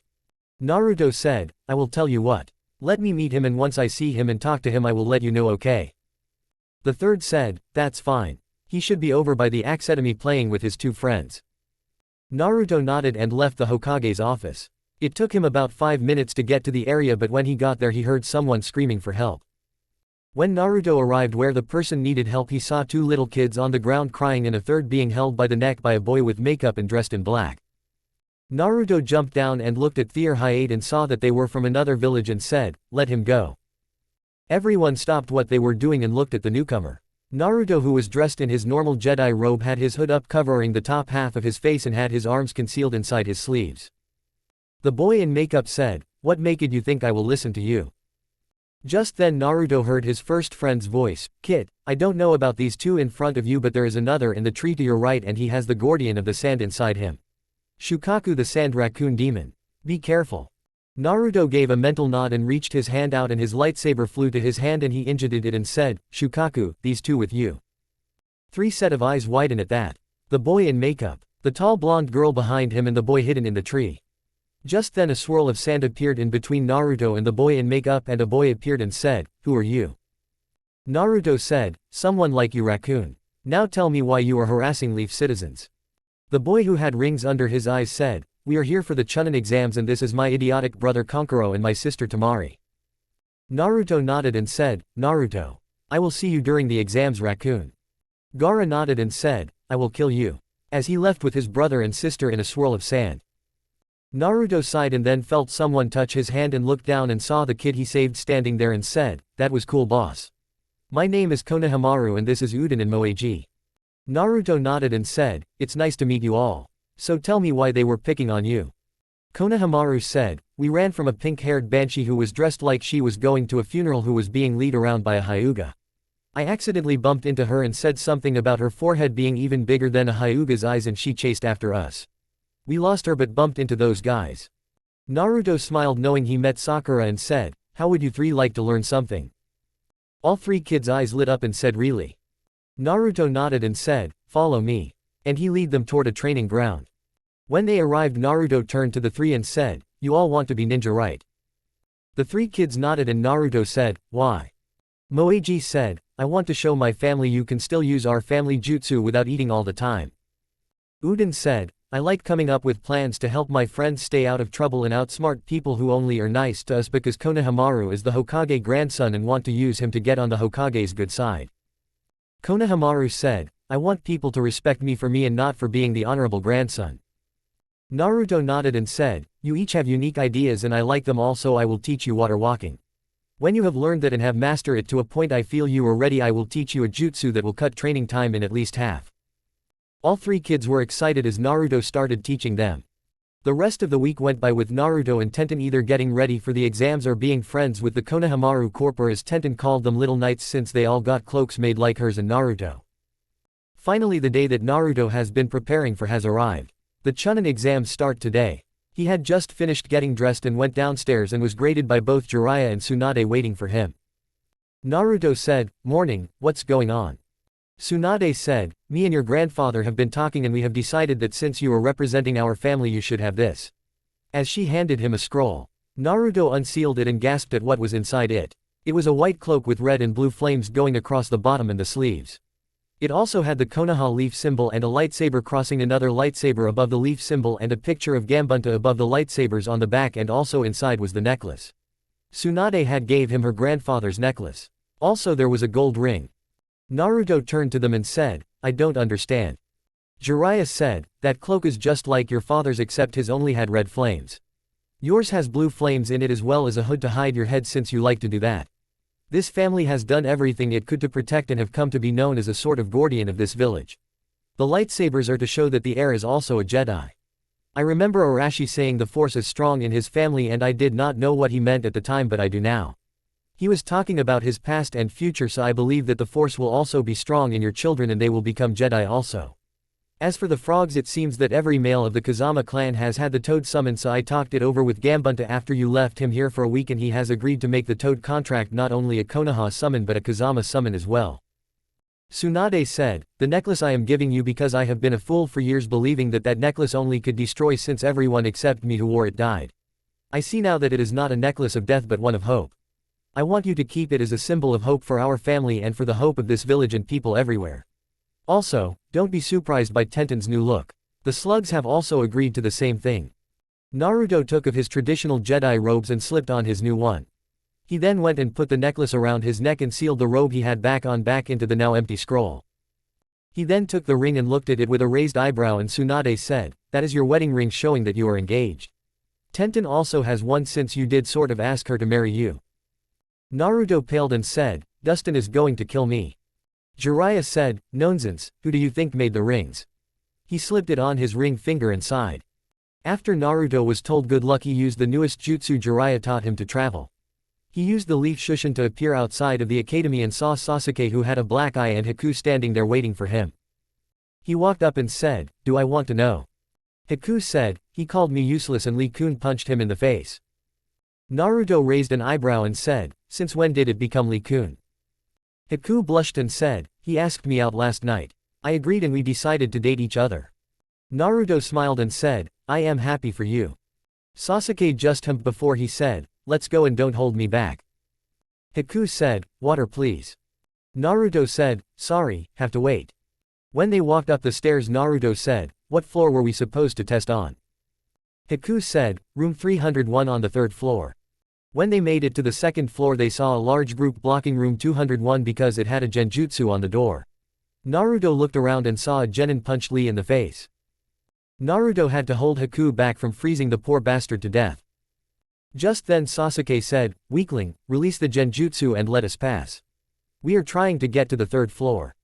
Several people started murmuring and Naruto brought his hand up and the firehouse on the wall blew off and the water shot out of it directly hitting Sasuke, soaking him to the bone. Haku also added to it by making ice crystals form in it for earlier. Naruto sighed as Sasuke chatted his teeth and tried to push through the crowd that had formed heading to the real test room. He then felt a pair of arms come around him and give him a hug from behind. When he was released, he turned and stared at Tenten in her new robe she had on. Hers was just like his, but instead of white it was green, and instead of a frog it had a slug. He also noticed the solid gold ring she had on her finger also. Naruto said, "You look as lovely as ever, Tenheim." Tenten blushed and said, "Is the you Naru-kun? Shall we?" Motioning to the stairs. Naruto nodded and started heading up the stairs with Sasuke still soaked, leaving footprints all the way down the hall. As they were walking, Naruto turned to Neji and said, "So how's the fiancé?" Neji Veen popped out and said, "I want to juke in her vocal cords. She acts like she is getting ready for a funeral instead of getting married in a year. I wish she was like your fiancé." With a smirk. This stopped everyone, who turned to Naruto and Tenten, and Haku said, "So how long have you been engaged?" Naruto said, "Well." Tenten said, "He asked me when we got back from Wave. We just got the actual rings this week." Lee started his Flames of Youth speech and Naruto sighed as they continued to the test room. Before they entered, Naruto turned to Neji and said, "You are not going to make it personal if you fight Hinata, are you, Neji?" Neji sighed and said, "I already told you I want, since you got that scroll of my father's for me that told the truth." Naruto said, "Yes. Konohamaru discovered it when he went to play with Hanabi, and since he met you thought you should get it." Neji said, "I still don't know how he got it without anyone seeing it." Naruto shrugged his shoulders and said, the boy when he wants to can literally become invisible better than anyone I ever saw. Just then Kakashi appeared and looked at the two teams and stopped on Sasuke and said, dog piss. Haku had to control herself from laughing and Naruto said, fire hose. Kakashi sighed and said, flared your chakra and it will dry. Sasuke did and was dried after about 4 minutes of it and Kakashi said, good luck and don't do anything I would not do. Naruto said, what won't you do? As they entered the room.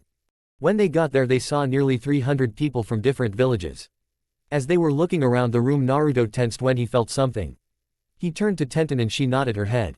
They both looked around the room not seeing the source of it but someone here could use the force beside them. Just then a blonde blur was seen with a shout of, Sasuke-kun. Where have you been? Where's forehead girl and have you missed me? Sasuke said, get off me Ino. Just then Naruto felt another flare in the force and looked over and saw a man in a black cloak wearing a headband with what looked like a hand and flames behind it. A silver hair boy with glasses walked over and said, settle down. You're making the leaf look bad. Ino said, who are you?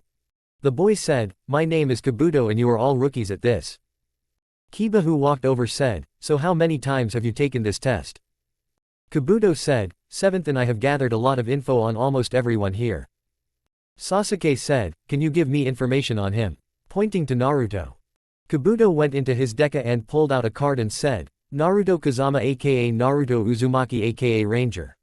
Born October 10th. His father was the Yondaime Hokage and his mother is an unknown. Grandparents are Jiraiya and Tsunade of the Sannin. He disappeared at the age of 5 and returned this year and was made a genin for Team 7. Teammates are Sasuke Uchiha and was Sakura but was replaced by Haku. All information on his skills are classified as village secret. Naruto said, you have any info on him? Pointing to the guy in the cloak. Kabuto said, yeah. His name is Darth Veslan and is from the new hidden village of Sith. The actual location of the village is a mystery and he is taking this test as a solo member. All other info on him is unknown. Naruto said, you gave more than you know. With his eyes narrowed at the guy in the cloak. Tenten looked at him also and said, what do you want to do? Naruto said, avoid him if you can. If not throw this on the ground after putting chakra into it. Handing her a 3-pronged kunai causing Kabuto to gasp. Kiba said, what's wrong with you? You act like you just seen a ghost. Kabuto said, that kunai is one of the Hiraishin kunais. It was what made the Yondaime feared by Iwa. It gives the user the ability to travel at the speed of light to the location of the kunai. There was a legend saying the only thing faster than the speed of light was the speed of sound. We may find out since the newly formed and still weak Sound Village is also here.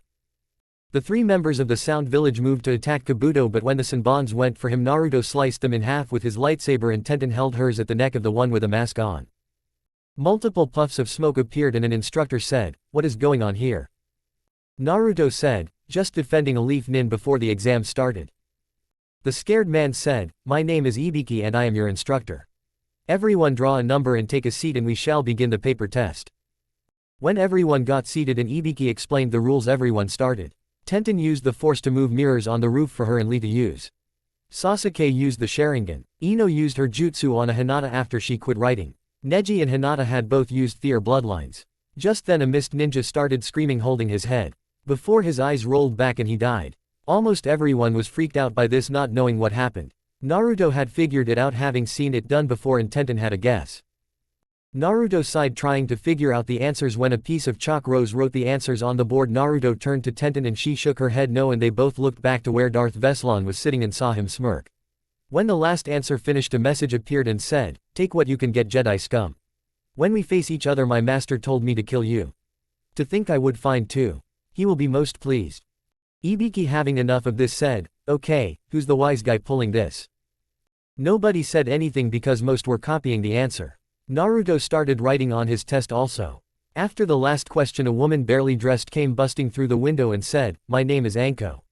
Follow me for the second part. As she got up to leave. When Ibiki started getting papers he stopped at Naruto's and said, no time to explain. Tell the Hokage a Sith is in the village and knows about me and my apprentice. Prepare. He will know what I am talking about. Ibiki motioned for one of the chunins that helped weed people out to finish getting the test while he went to the Hokage. Naruto walked with Tenten beside him as they went to training area 44. Naruto turned to her and said, be careful.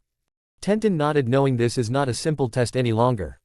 Enko went on to explain the rules and threw a kunai at Naruto, who was so focused on the Sith that he acted on instincts, grabbed the kunai, twirled it before he thrust it where Enko appeared with a second kunai, making several teams forfeit. Team 7 was given a heaven scroll and entered through gate 11. They traveled toward the tower for an hour when Sasuke said, "Okay, listen up. I think we should run around and intercept any team we could before they reach the tower." Naruto said, "We need to get to the tower fast and wait for them there." Sasuke said, "What do you know?" He was interrupted by a blast of wind that all three of them avoided because of Haku being behind a tree, Sasuke using chakra to stay put and Naruto throwing a Hiraishin kunai in the ground, flashing back to it when the attack ended. Laughter could be heard as a man appeared in a grass nin outfit appears and said, "I must say I am impressed by all three of you getting out of that attack," as he released a massive amount of ki. Unfortunately, the only one affected was Sasuke.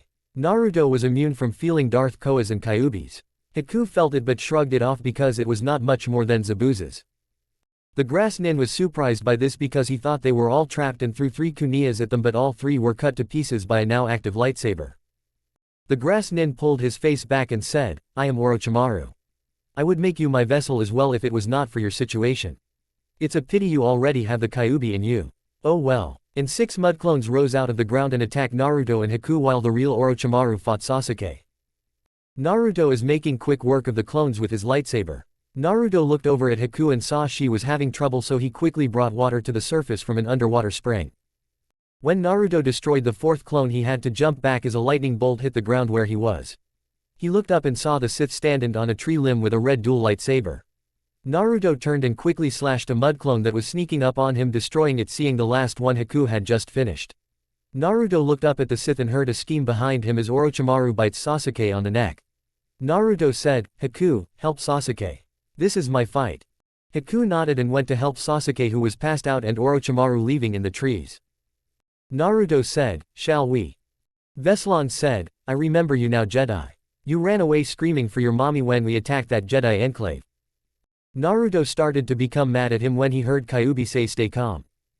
Just then the Sith jumps down and starts attacking Naruto. Naruto did not have time to react properly because the Sith's lightsaber would rebound, trying to take him out with the reverse blade. Naruto jumps back and makes 20 Kajbunshians that form a circle around the Sith.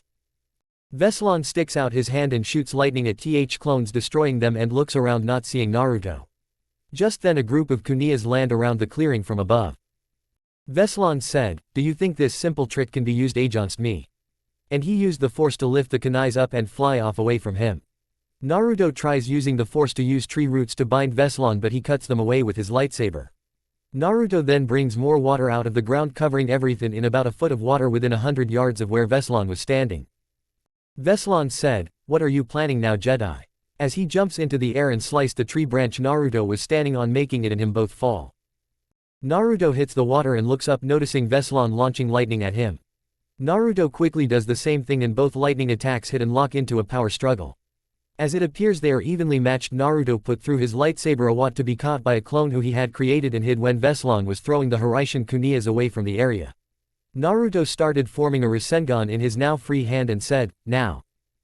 The clone jumped at Veslon, who brought his own lightsaber up and blocked the lightsaber and then destroyed the clone and lightsaber, still sending lightning at Naruto with his other hand. Naruto smirked and Hiraishin away to one of the kunai Veslon had thrown away. Veslon stopped his attack and looked around when Something landed on his head. He grabbed it and it was an orange toad that said, "Yo. This is for you." Pulling out a Hiraishin kunai from his vest, when suddenly a yellow flash appeared and a shout of rasengan was heard when he felt intense pain fill his chest, causing him to drop his lightsaber that was caught in Naruto's free hand and activating it and slashing Veslon from neck to hip. Naruto sighed and said, "Thanks, Gamataki." The frog said, "No prob." Before he left in a puff of smoke. Naruto reached down and grabbed what was left of his own lightsaber before putting the Siths and his remains away. He checked Veslon and found the scroll they needed and went over to Haku, who had Sasuke on her back, and said, "Come on. We can get him checked out at the tower." As they took off for the tower. When they got there, it had been 10 hours since the test started. The only other teams to be there already was the team from Suna and Team 8. An hour later Team 9 made it. Tenten ran up to Naruto and hugged him and saw the tired look on his face and said, "Is everything okay?" Naruto sighed and said, "I started to let my anger get to me because of that Sith. He was there when my mother died and he bragged about it." Tenten said, "I am sorry. What happened?" Naruto said, I was able to kill him but it was close. Pulling out the pieces of his old lightsaber. Tenten looked at it and said, can anything be saved from it? Naruto shook his head and said, no. I got his lightsaber but I don't want to use it if I can keep from it. Tenten asked why. Naruto said as he pulled it out and activated it, the Sith don't get natural crystals for their lightsabers. They forge them themselves and use their hate to make it and taint the crystal. Tsunade gave me hers before the test but I don't have the parts to change it out now. Tenten nodded and said, well, maybe you will get lucky and not have to use it. Time passed and the day of the exams arrived. Naruto was standing with the other teams that passed and were told about having to have a prelim matchup. I won't go into much detail on some matches because they are just like in the show. Sasuke, Shikamaru, Shino, Dosu, Kankuro, Gaara and Neji who placed a death shot at Hinata's heart but with no chakra making her forfeit the match all won their matches. Tenten vs Temari. The match started off with Tenten trying her thrown weapons and Temari blowing them away with her fan and it followed the show up till the point where Tenten was falling toward the now closed fan of Temari. As Tenten was falling she smirked and turned herself around and ignited her lightsaber slashing through Temari's fan. Temari fell backwards letting go of her fan not able to believe that her metal fan could be destroyed so easily. Temari said, since we are both good with weapons how about a Taijutsu match to decide it all. Tenten deactivated her lightsaber putting it in her cloak and said, sure. Before pulling out a pair of black gloves. They both got into a taijutsu stance that almost no one had ever seen before.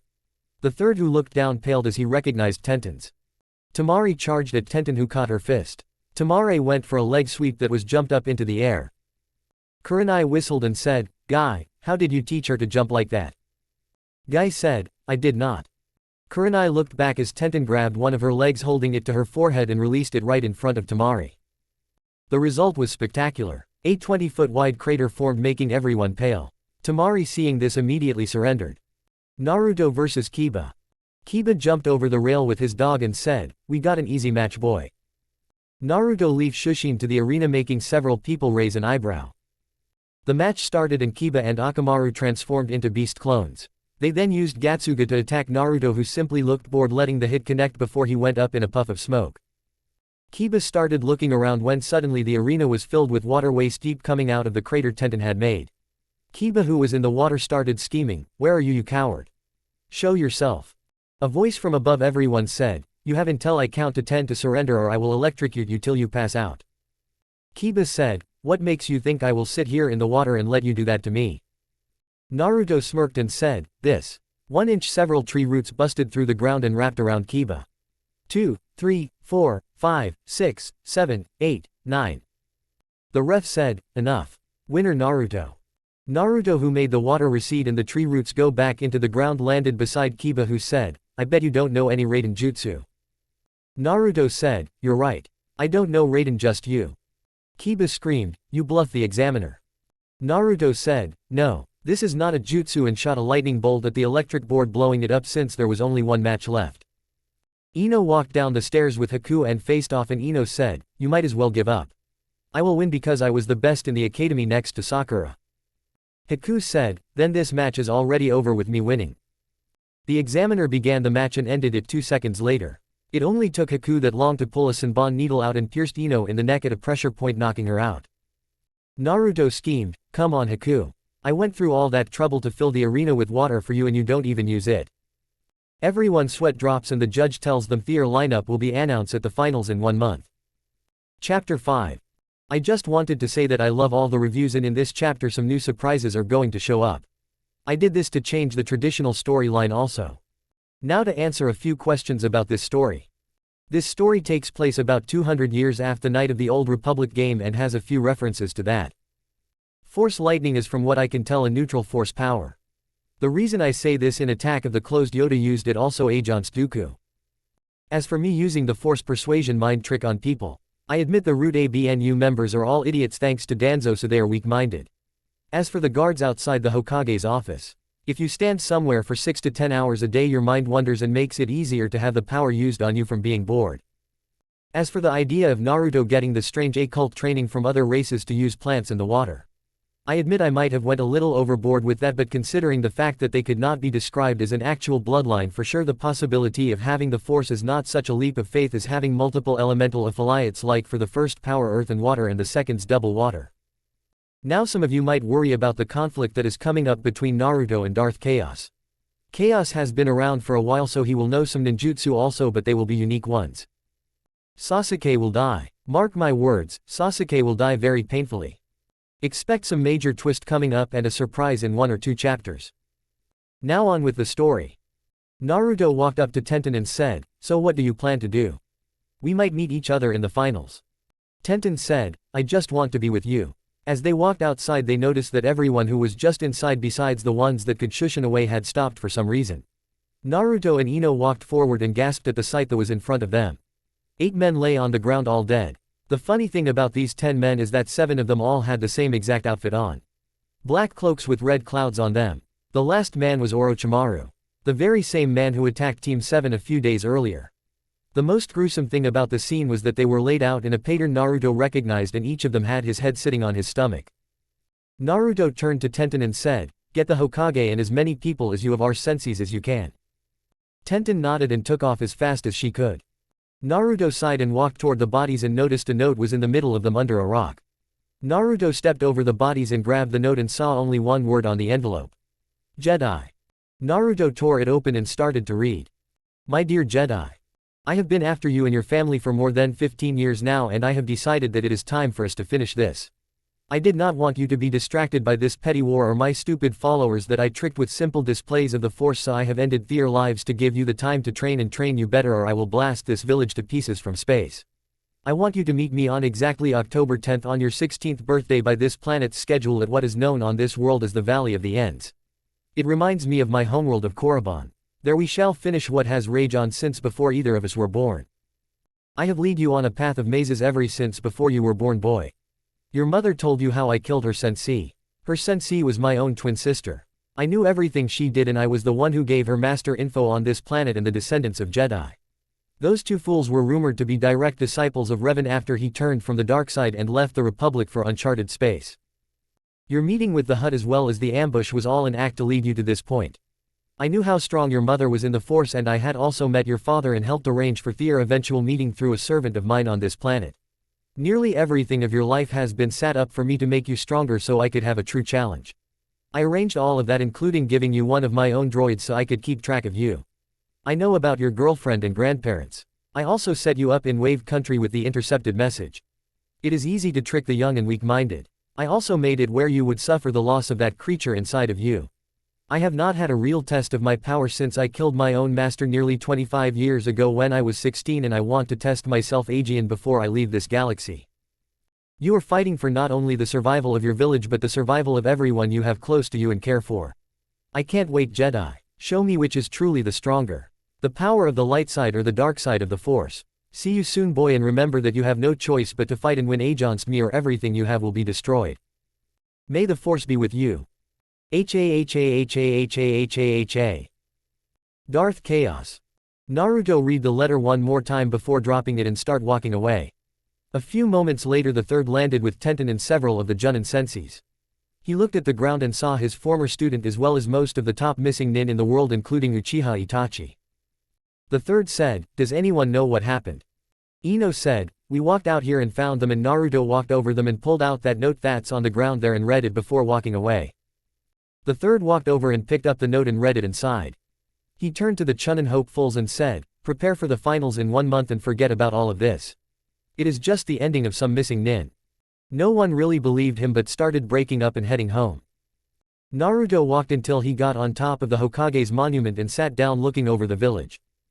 After an hour of looking he said, "I need some help from anyone. I just find out that my whole life has been set up as some sort of sick twisted place so some idiot can test himself.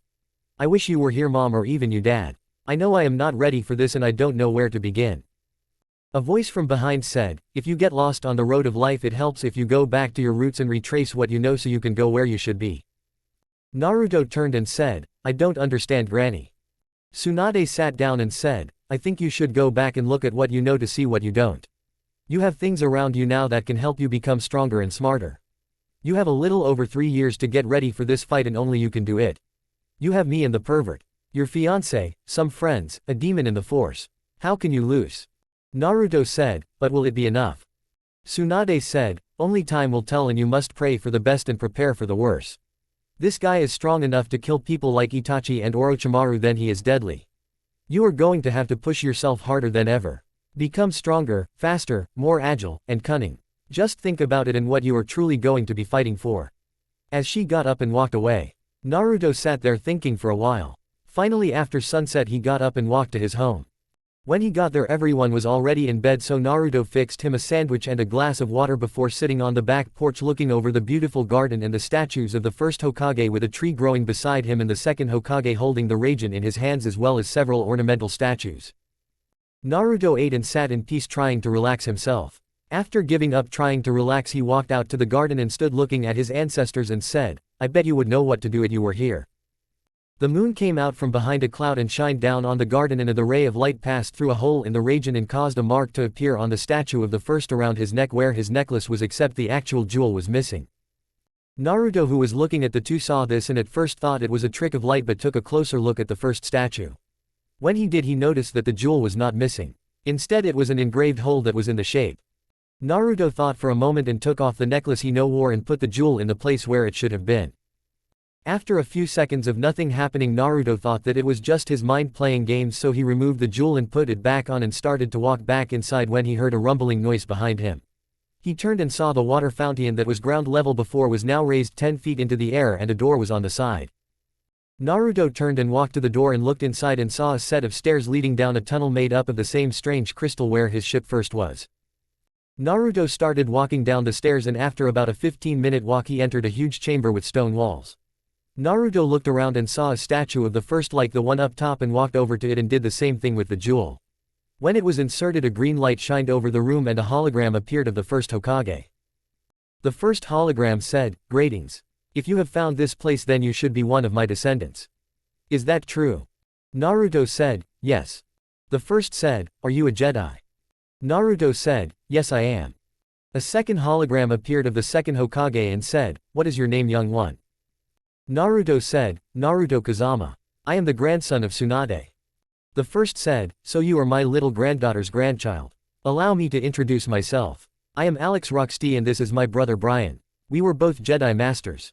We built this place when we came here as a refuge for Jedis to learn from us. We programmed a holocron with almost all of our knowledge and to help a Jedi to train with our interactive selves.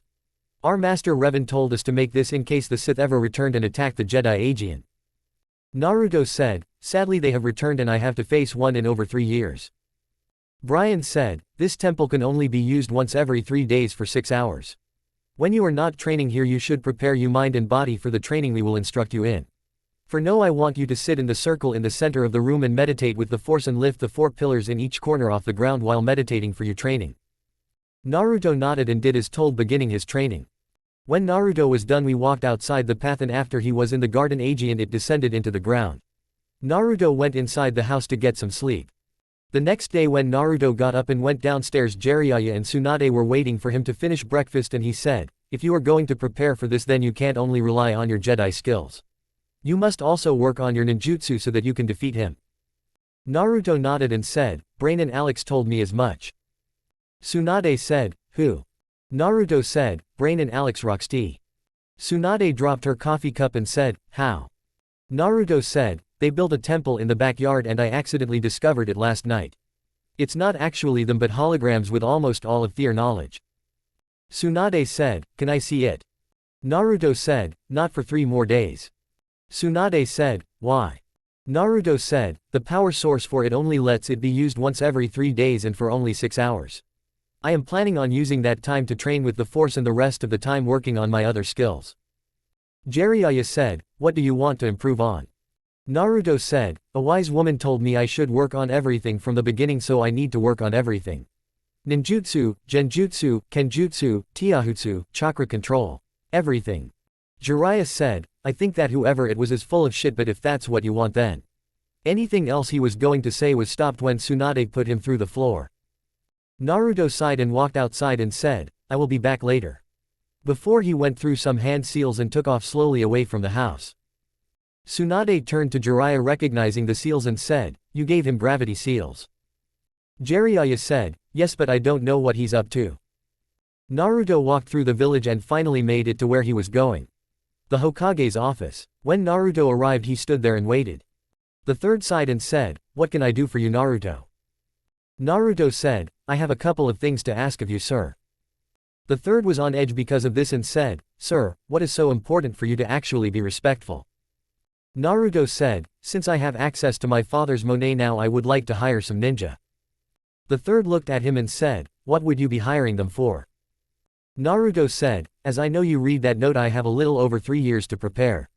By some miracle I rather not go into right now. I have 2 Jedi Masters teaching me on a weird schedule that leaves me with a lot of free time, so I want to work on my other skills and would like to hire some ninja as private teachers." The third thought for a moment and said, "What would you like to learn in?" Naruto said, "I need nin, gen, ken, taijutsu as well as strategy and anything else I can learn with as many teachers as I can get." The third said, "You won't be able to be at more than one spot at a time to learn these things, and most instructors don't want large crowds around when they teach." Naruto said, "Well, for nin and gen I can use Kujbunshians as well as the strategy. The tia and ken I can work a schedule around." The third said, "What kind of schedule you looking for?" Naruto said, "I will be working in the afternoons every 3 days with my Jedi teachers, so the day after can be tia and the day before can be ken, leaving the day for my Jedi training to rest and prepare to do it over with." The third said, "How long do you plan to work that kind of schedule?" Naruto said, "Until it's time for me to face him or I run out of money." The third said, "That's not a problem. I will have your Kenjutsu teacher meet you tomorrow as well as any available teachers for other skills. I will have them arrive every day at your house at 7 a.m. Good luck." Naruto nodded and walked out the room, still having trouble walking. When Naruto made it back to his house, it had been 2 hours. Jiraiya said, "Exactly how much gravity you have now?" Naruto said, 15. "Let's start training." Jiraiya said, "Where did you go anyways?" as they went to a training ground. Naruto said, "I hired every available ninja for training I could." Jiraiya said, "You're serious about this, aren't you?" Naruto said, "Let's begin." The next day when Naruto opened his door at 7, several people were there waiting for him. Naruto walked outside with an ABNU sword on his side and said, "I take it you are all here for the mission I requested. Please tell me your name and area of specialty." A man stepped forward with a sword on his back and said, "Hiati Kenjutsu." A woman with red eyes stepped forward and said, "Kurenai Genjutsu." A man smoking a cigarette said, "Asuma Strategy, Elemental Control and Hand-to-Hand." A man with black hair and looked like he was about to fall asleep said, "Shika Strategy." A man Naruto recognized stepped forward and said, "Ebu's Chakra Control and Jutsu." Naruto nodded and said, "Okay. I will make 10 clones for everyone but Hiati, who I will personally lead. I want to learn everything I can between now and my 16th birthday." Ebu said, "Exactly why that date?" Naruto said, "You heard about the missing nin that appeared the other day, dead, right? Well, the man that did that will be coming for me on that day to test his strength. If I fail to defeat him, he said he will destroy the Leaf Village." The few who did not know this paled. Asuma said, "The Hokage wanted me to tell you that your taijutsu teacher will be Guy." Naruto nodded and said, "Thank you." Before creating the clones and starting his training. And so began Naruto training for the rest of the month, training under each of these teachers as well as Jiraiya every day from 7 in the morning till 7 in the evening. As for mission, all missions for anyone who was in the exams was cancelled, so he would have 1 or 2 teachers that had a mission and could not come, but he usually received a scroll to work with. Naruto would spend 2 hours in the evening after training with Tenten just answering questions and spending time together. Finally, the day of the Chunin exams arrived. Chapter 6. As Naruto arrived, he saw the other competitors there. Gaara, Tenten, Shikamaru, Neji, Kankuro, and Shino. Surprisingly, Sasuke and Duso was not there. Hiati coughed and said, "This will be the lineup since Duso withdrawed for some reason." As he held up a paper for everyone to see. Match 1 will be Kankuro vs Gaara. Match 2 will be Shino and Shikamaru. Match 3 will be Sasuke and Tenten. Match 4 will be Neji and Haku. Naruto will have the winner of round 3 match. Hiati said, "Now will the competitors for match 1 remain and the rest of you go to the waiting area?" Everyone nodded and Tenten walked up beside Naruto and said, "Good luck, Naru-kun." Naruto, who was humming, said, "You as well, Tenheim," and started to sing Aegean as he leaned against a wall and Tenten leaned back against him to watch the match with him holding her. She looked over at him and said, "What is that you're humming?" Naruto said, "It's a song I was writing for you." Tenten looked intrigued and said, "I never knew you could write music." Naruto said, "Mom had me do something whenever I knew a real fight was going to happen to help me be calm. When I was younger I would have my clones start playing music to express my emotions. Since my clones are me they know what to play, but since the feeling I got from being with you has been getting so strong I decided to write a new one just for when we are alone." Tenten blushed and said, "You're doing that for me?" Naruto said, "Yes, and after this is over I will play it for you." Tenten nodded as they heard Hinata begin and Kankuro forfeit right away. She said, "What do you think that's about?" Naruto said, "Gaara's a vessel like I am. He holds the one-tail raccoon. Kyuubi told me about it but it slipped my mind till now." As they watched Shino and Shikamaru stand in the ring, Tenten said, "How long do you think it will take?" Naruto said, "Who knows?" An hour later they were both standing there looking at each other and they both raised their hands at the same time and said, "I quit." The crowd became furious and started throwing stuff into the arena. Just then Sasuke walked in alone and Tenten kissed Naruto and said, "Wish me luck." When Tenten made it to the arena floor Sasuke was standing with his arms crossed and smirked. Tenten said, "What are you so happy about?" Sasuke extended his hand and said, "I wish to honor you as a worthy opponent in these matches unlike most of the other users, so how about we agree to a handshake as equals before the match?" Tenten was unsure of it and finally extended her hand since the actual match had not started yet. When she shook his hand and tried to pull OT away Sasuke smirked and refused to let go before yanking her forward with all of his strength and revealing the kunai in his concealed hand and stabbed her in the chest. Everyone was stunned because that was the most underhanded stunt anyone ever pulled. Hinata said, "You're disqualified Sasuke." Angrily as a blur appeared and caught Tenten before she fell to the ground. Naruto had her in his arms trying to stop the bleeding when a snap hiss caused him to look up. He saw Sasuke holding a pair of lightsabers. One he recognized as Tenten's but the other he never seen before. Tsunade appeared beside Naruto and started working on healing her and looked at the lightsabers and gasped before saying, "Raijin, but how? It was stolen several years ago." Sasuke said, "My new teacher Danzo was very influential in getting this for me as well as forcing Kakashi to teach me what he should have all along." The third appeared next to Naruto and Tsunade and said, "What is the meaning of this Sasuke?" Sasuke said, "Revenge. My revenge was stolen from me by the guy who wants to fight Naruto, so I was given an offer that if I was able to kill Naruto I would be able to show everyone I am stronger and fight the guy who killed my brother. I figured the best way to do it is also take away from Naruto the most important thing in his life. It's no use trying to heal her. That blade was poisoned with a rare poison that Danzo assured me could not be cured." Tsunade, who had healed the wound, said, "He's right. I can't do anything about the poison." Naruto was upset and started to really become angry when Kyuubi said, "Kid, I can save her but you must do what I tell you. Put your hand over her heart and start pumping my chakra into her." Naruto thought, "But what about?" Kyuubi interrupted and yelled, "Do it, she does not have much time. Don't worry, everything will be okay. Hurry." Naruto turned and put his hand over Tenten's heart and was covered in a red chakra that all the adults in the arena knew was Kyuubi and started to get scared. The red chakra slowly started to cover Tenten's body and the two forms of red chakra started to merge together, and Naruto, who had his eyes closed concentrating in Tenten, who was out cold from the wound, and Truama slowly started to rise above the ground and their bodies started to spin slowly. Everyone was stunned seeing someone floating into the sky about 60 feet in the air. The two that were spinning became blurs and all anyone could see was the red glow from them. After a few minutes there was a massive explosion of power, and when everyone could see Eiji and Naruto and Tenten were slowly floating toward the ground and were kissing, holding the other in each other's arms. When they parted, Naruto and Tenten both opened their eyes and heard someone clapping slowly with sarcasm. They both turned and saw it was Sasuke. He said, "I see you saved your whore but I still will kill you now." And reactivated the lightsabers. Naruto turned to him but not before Tenten said, "Be careful." The third said, "I did not authorize this match." Danzo appeared in the arena and said, "I would let it continue if I was you unless you want your grandson and Kakashi to be killed." Along with 3 men holding Kakashi and Konohamaru. The third said, "When this is over you will be killed for treason Danzo." Danzo smirked and said, "I doubt that, right Case Cage?" The Case Cage appeared beside Danzo and said, "Yes, my weapon will kill everyone here." Naruto snorted and said, "Gaara is not your weapon and if he wants I can shut that damn Shukaku up with a proper seal like he should have had.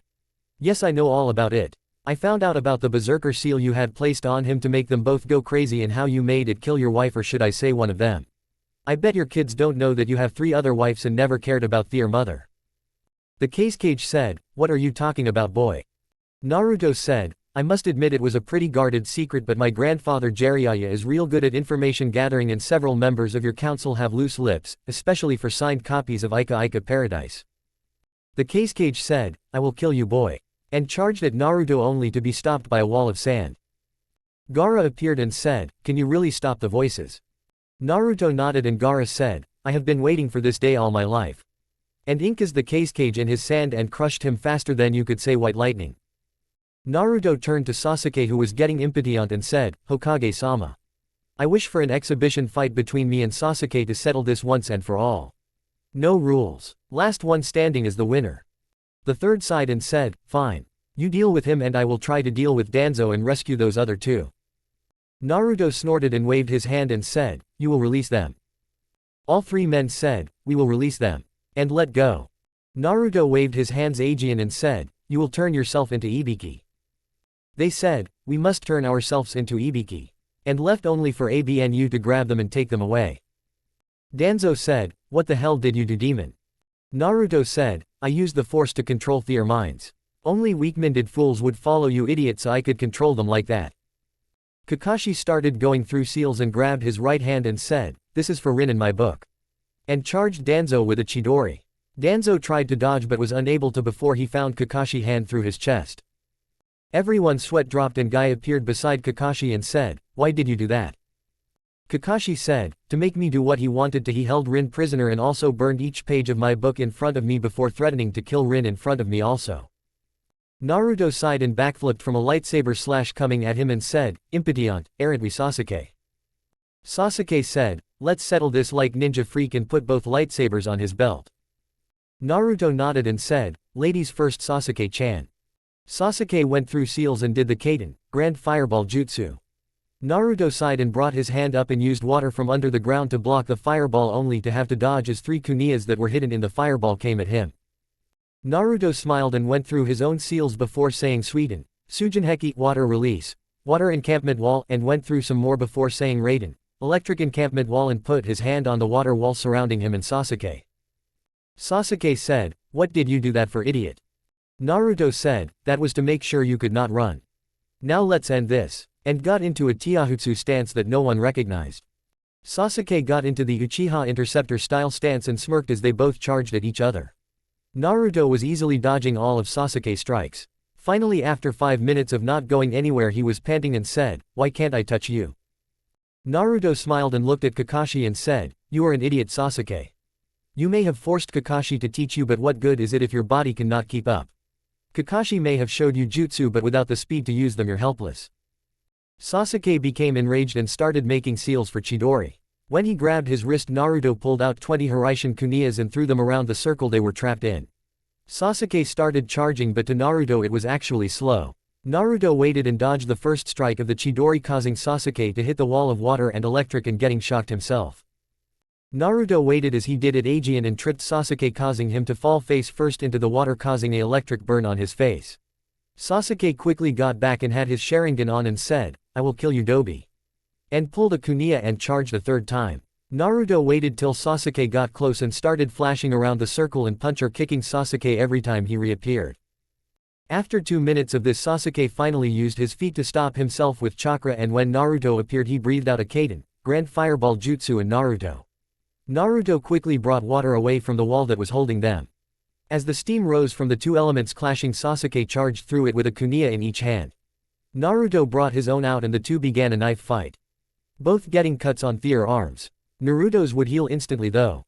As the blood on Sasuke's arms started to get thicker from the amount losing, he grabbed some and started going through Han's seals before saying, Kuchio's no jutsu summoning technique, and a 20-foot tall bear appeared under Sasuke. Naruto quickly went through his own and summoned a black frog with 2 swords on his back. Naruto then said, give me some oil. As he went through another set of seals. Sasuke started copying the seals and breathed out a fireball at the oil. Now think about this. A shitload of oil flying at you which is flammable, and you ignite it directly in front of you. Needless to say, Sasuke's hair and a good portion of his hair. I did forget to mention that the bear he was standing on now had a bald mohawk going down its back to Sasuke's location.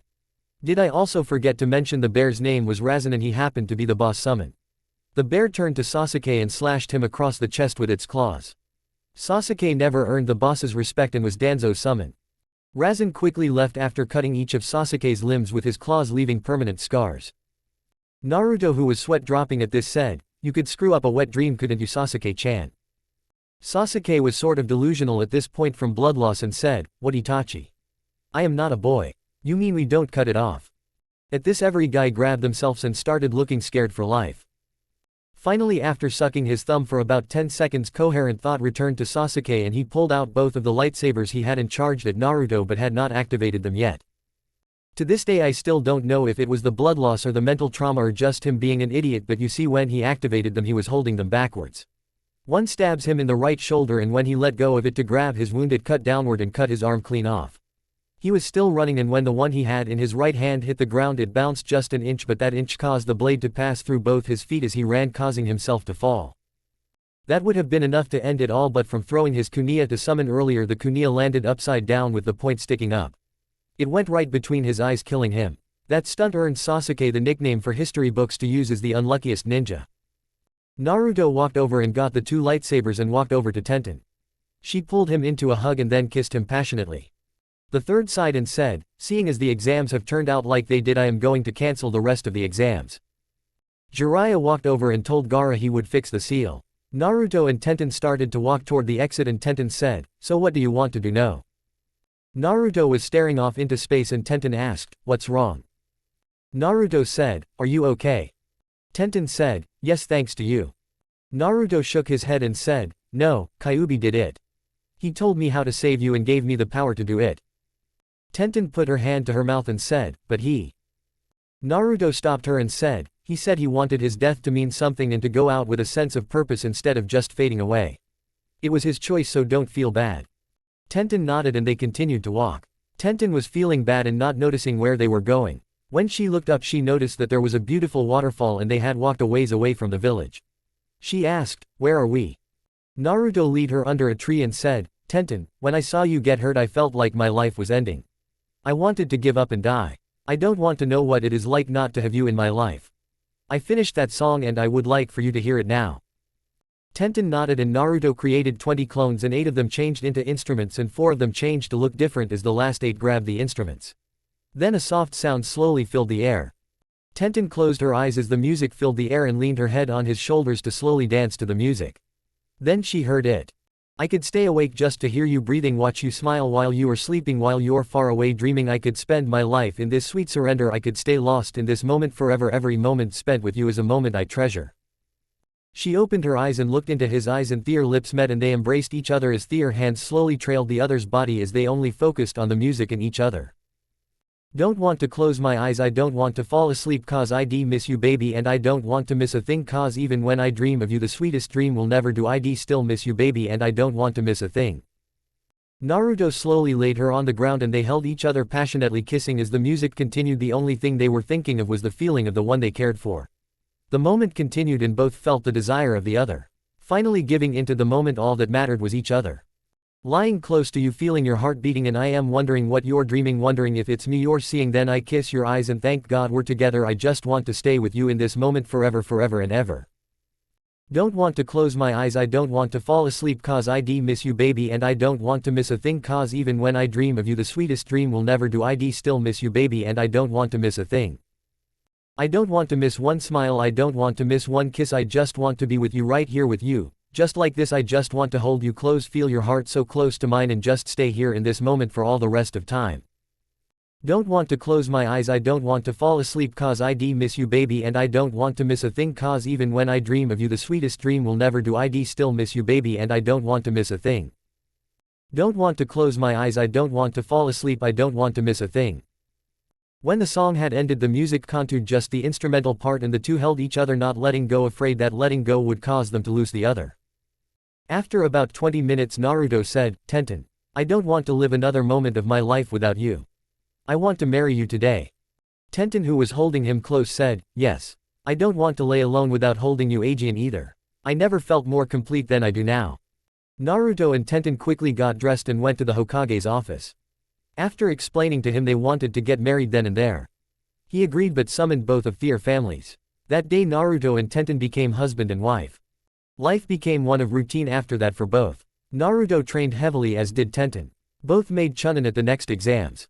Gaara became Kazekage. The third retired and Tsunade took over. Naruto took his family seat on the council. 3 months after becoming Chunin he became Junin. Tsunade wanted him to become a sensei of a genin team but he failed all teams because they refused to get along and work as a team.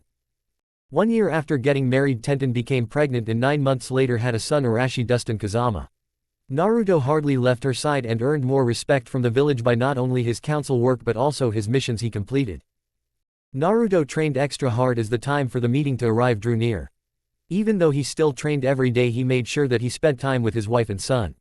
As the time got closer more ninja and villagers let him know they were supporting him. Now he laid in bed. Tomorrow was the day that he has been preparing for. Tomorrow either he would win and live happily or he would die along with everyone he cared for. Naruto looked at his lovely wife and remember all the times of happiness he has since she came into his life. A cry from the crib drew his attention and he got out of bed and picked up his son and held him close rocking him until he fell asleep. Slowly the sun started to rise and he put his sleeping son back in the crib before kissing him and then his wife before leaving the house not making a sound. He had prepared for today and it was time to see if his preparations were enough. Chapter 7. When Naruto made it to the Valley of the End he had to agree to one thing. The statues did look a lot like Korriban. He looked across the valley and saw a single figure standing with his black cloak covering his head. He was standing on the Shodime's head and Naruto was standing on the Nadime's head. The figure removed his cloak and Naruto saw the face of Darth Chaos. Chaos said, "It's good to see you Aegean Jedi." Naruto snorted and said, "Let's get this over with. I have diaper duty today." Chaos sweat dropped and said, "Aren't you afraid of losing?" Naruto snorted and said, "I want." Chaos smirked and said, "Shall we?" and started to do hand seals. Naruto looked surprised and said, "I did not expect you to use ninjutsu." Chaos still doing hand seals said, "Do you think I would visit this planet and not learn from it?" Chaos Kaden, Ruka no Jutsu, Fire Release, Dragon Fire Technique. Nar Sweden, Suiryuden no Jutsu, Water Release, Water Dragon Bullet Technique. Chaos Raiden, Multistrike. Nar Doden, Doryuheiki, Earth Release Wall. Chaos Kamedachi no Jutsu, Cutting Whirlwind Technique. Nar Kaden, Gokaku no Jutsu, Fire Release, Great Fireball Technique. Chaos Sweden, Daibikufu no Jutsu, Water Release, Great Waterfall Technique. Nar Mokuden Haijutsu, Jukai Koden, Wood Release Secret Technique, Birth of Dense Woodland. And a wall of trees blocked the water from hitting Naruto. Naruto looked across at Koaz who was clapping and said, "Well done Jedi. Now let's see what side of the force truly is stronger." And pulled out 2 red lightsaber. Naruto reached into his cloak and pulled out a wooden handle. Chaos looked at it in wonder and said, "I see you designed a new lightsaber." Naruto said, "You will see." And activated the lightsaber only for a green blade to come out the end. The two jumped off of their respective heads and ran down the walls into the valley below. They stopped on each side of the river and Naruto smirked. Koaz sees this and said, "What's so funny?" Naruto said, "You just walked into my trap. Behold the power of not only a Jedi but a Hokage." And started doing hand seals and after 15 hand seals said, "Secret sealing arts, protection of the light." And shot a lightning bolt at each of the heads on the side of the valley. A white light flooded the valley and a wall of green and white energy shot out between the two statues and created a huge cube that both Naruto and Chaos was in the middle of. Koaz said, "No matter. When I kill you I will destroy those statues and get out of this trap."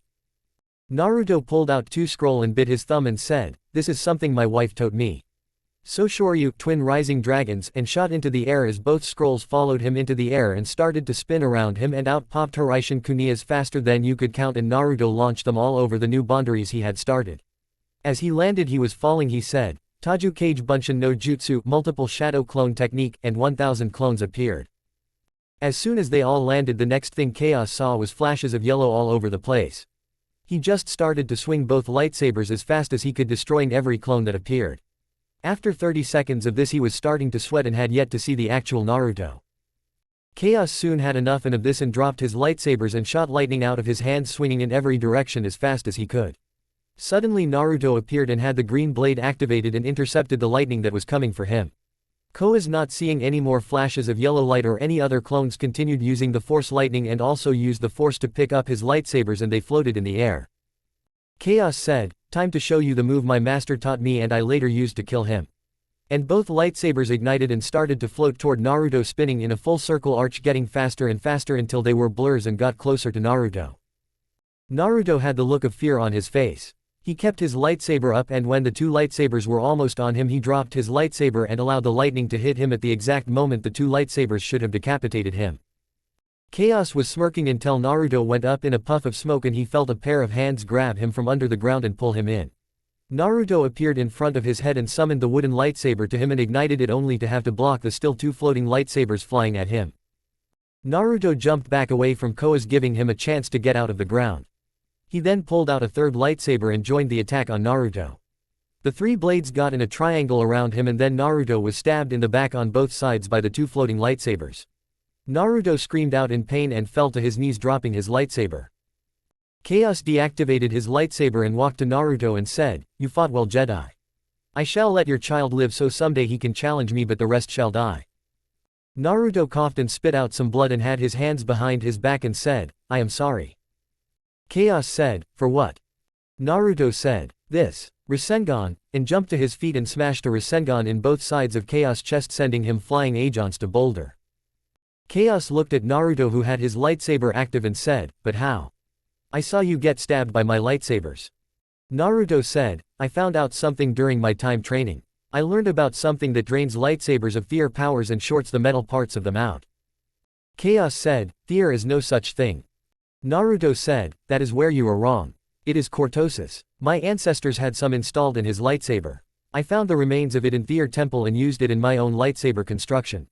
That is why my lightsaber is made out of wood. The cortosis in it makes any lightsaber I battle weaker and shorts them out. When you lowered your guard I saw my opening. When your two lightsabers stabbed me they had the same strength as a remote." Koas chuckled and said, "You would have made a fine Sith with that deception." Naruto said, "No, I am a great ninja. Now goodbye," and slashed Koas across the neck, decapitating him. He then picked up all the lightsabers on the ground and used a Kaden jutsu on Koa's body. Naruto sighed and walked to the statue of the Nidaime and stabbed the right foot of the Nidaime and said, "Only a klutz would cut his own toe with his own lightsaber, great-great-uncle." And the shield came down. Naruto walked up the side of the valley and Hiraishined back to his home. He walked into the backyard and took the crystal out of his lightsaber and placed it on the Shodaime Aegean and walked into the underground temple. He walked to the shelf and placed the lightsaber handle on the altar beside the dual one he got from the Sith, the three he got from Koas, the Raijin and Tentans. He turned and walked to the exit and looked at the two holograms of his ancestors, only to see his mother and father holding each other's hands in the middle, and said, "The force is strong in my family. For now I shall put it away and live the life of peace with my family. If the time comes the force shall guide my family to this place Aegean and teach them what they know. Goodbye," and walked outside the temple and removed the crystal. He walked back inside the house and sneaked into his bedroom to see his wife soundly asleep. He looked over at the crib and smiled as he saw a small toy floating in the air above the crib and his son reaching for it. Naruto walked over to the crib and grabbed his son and thought, "The force is strong in my family." The end.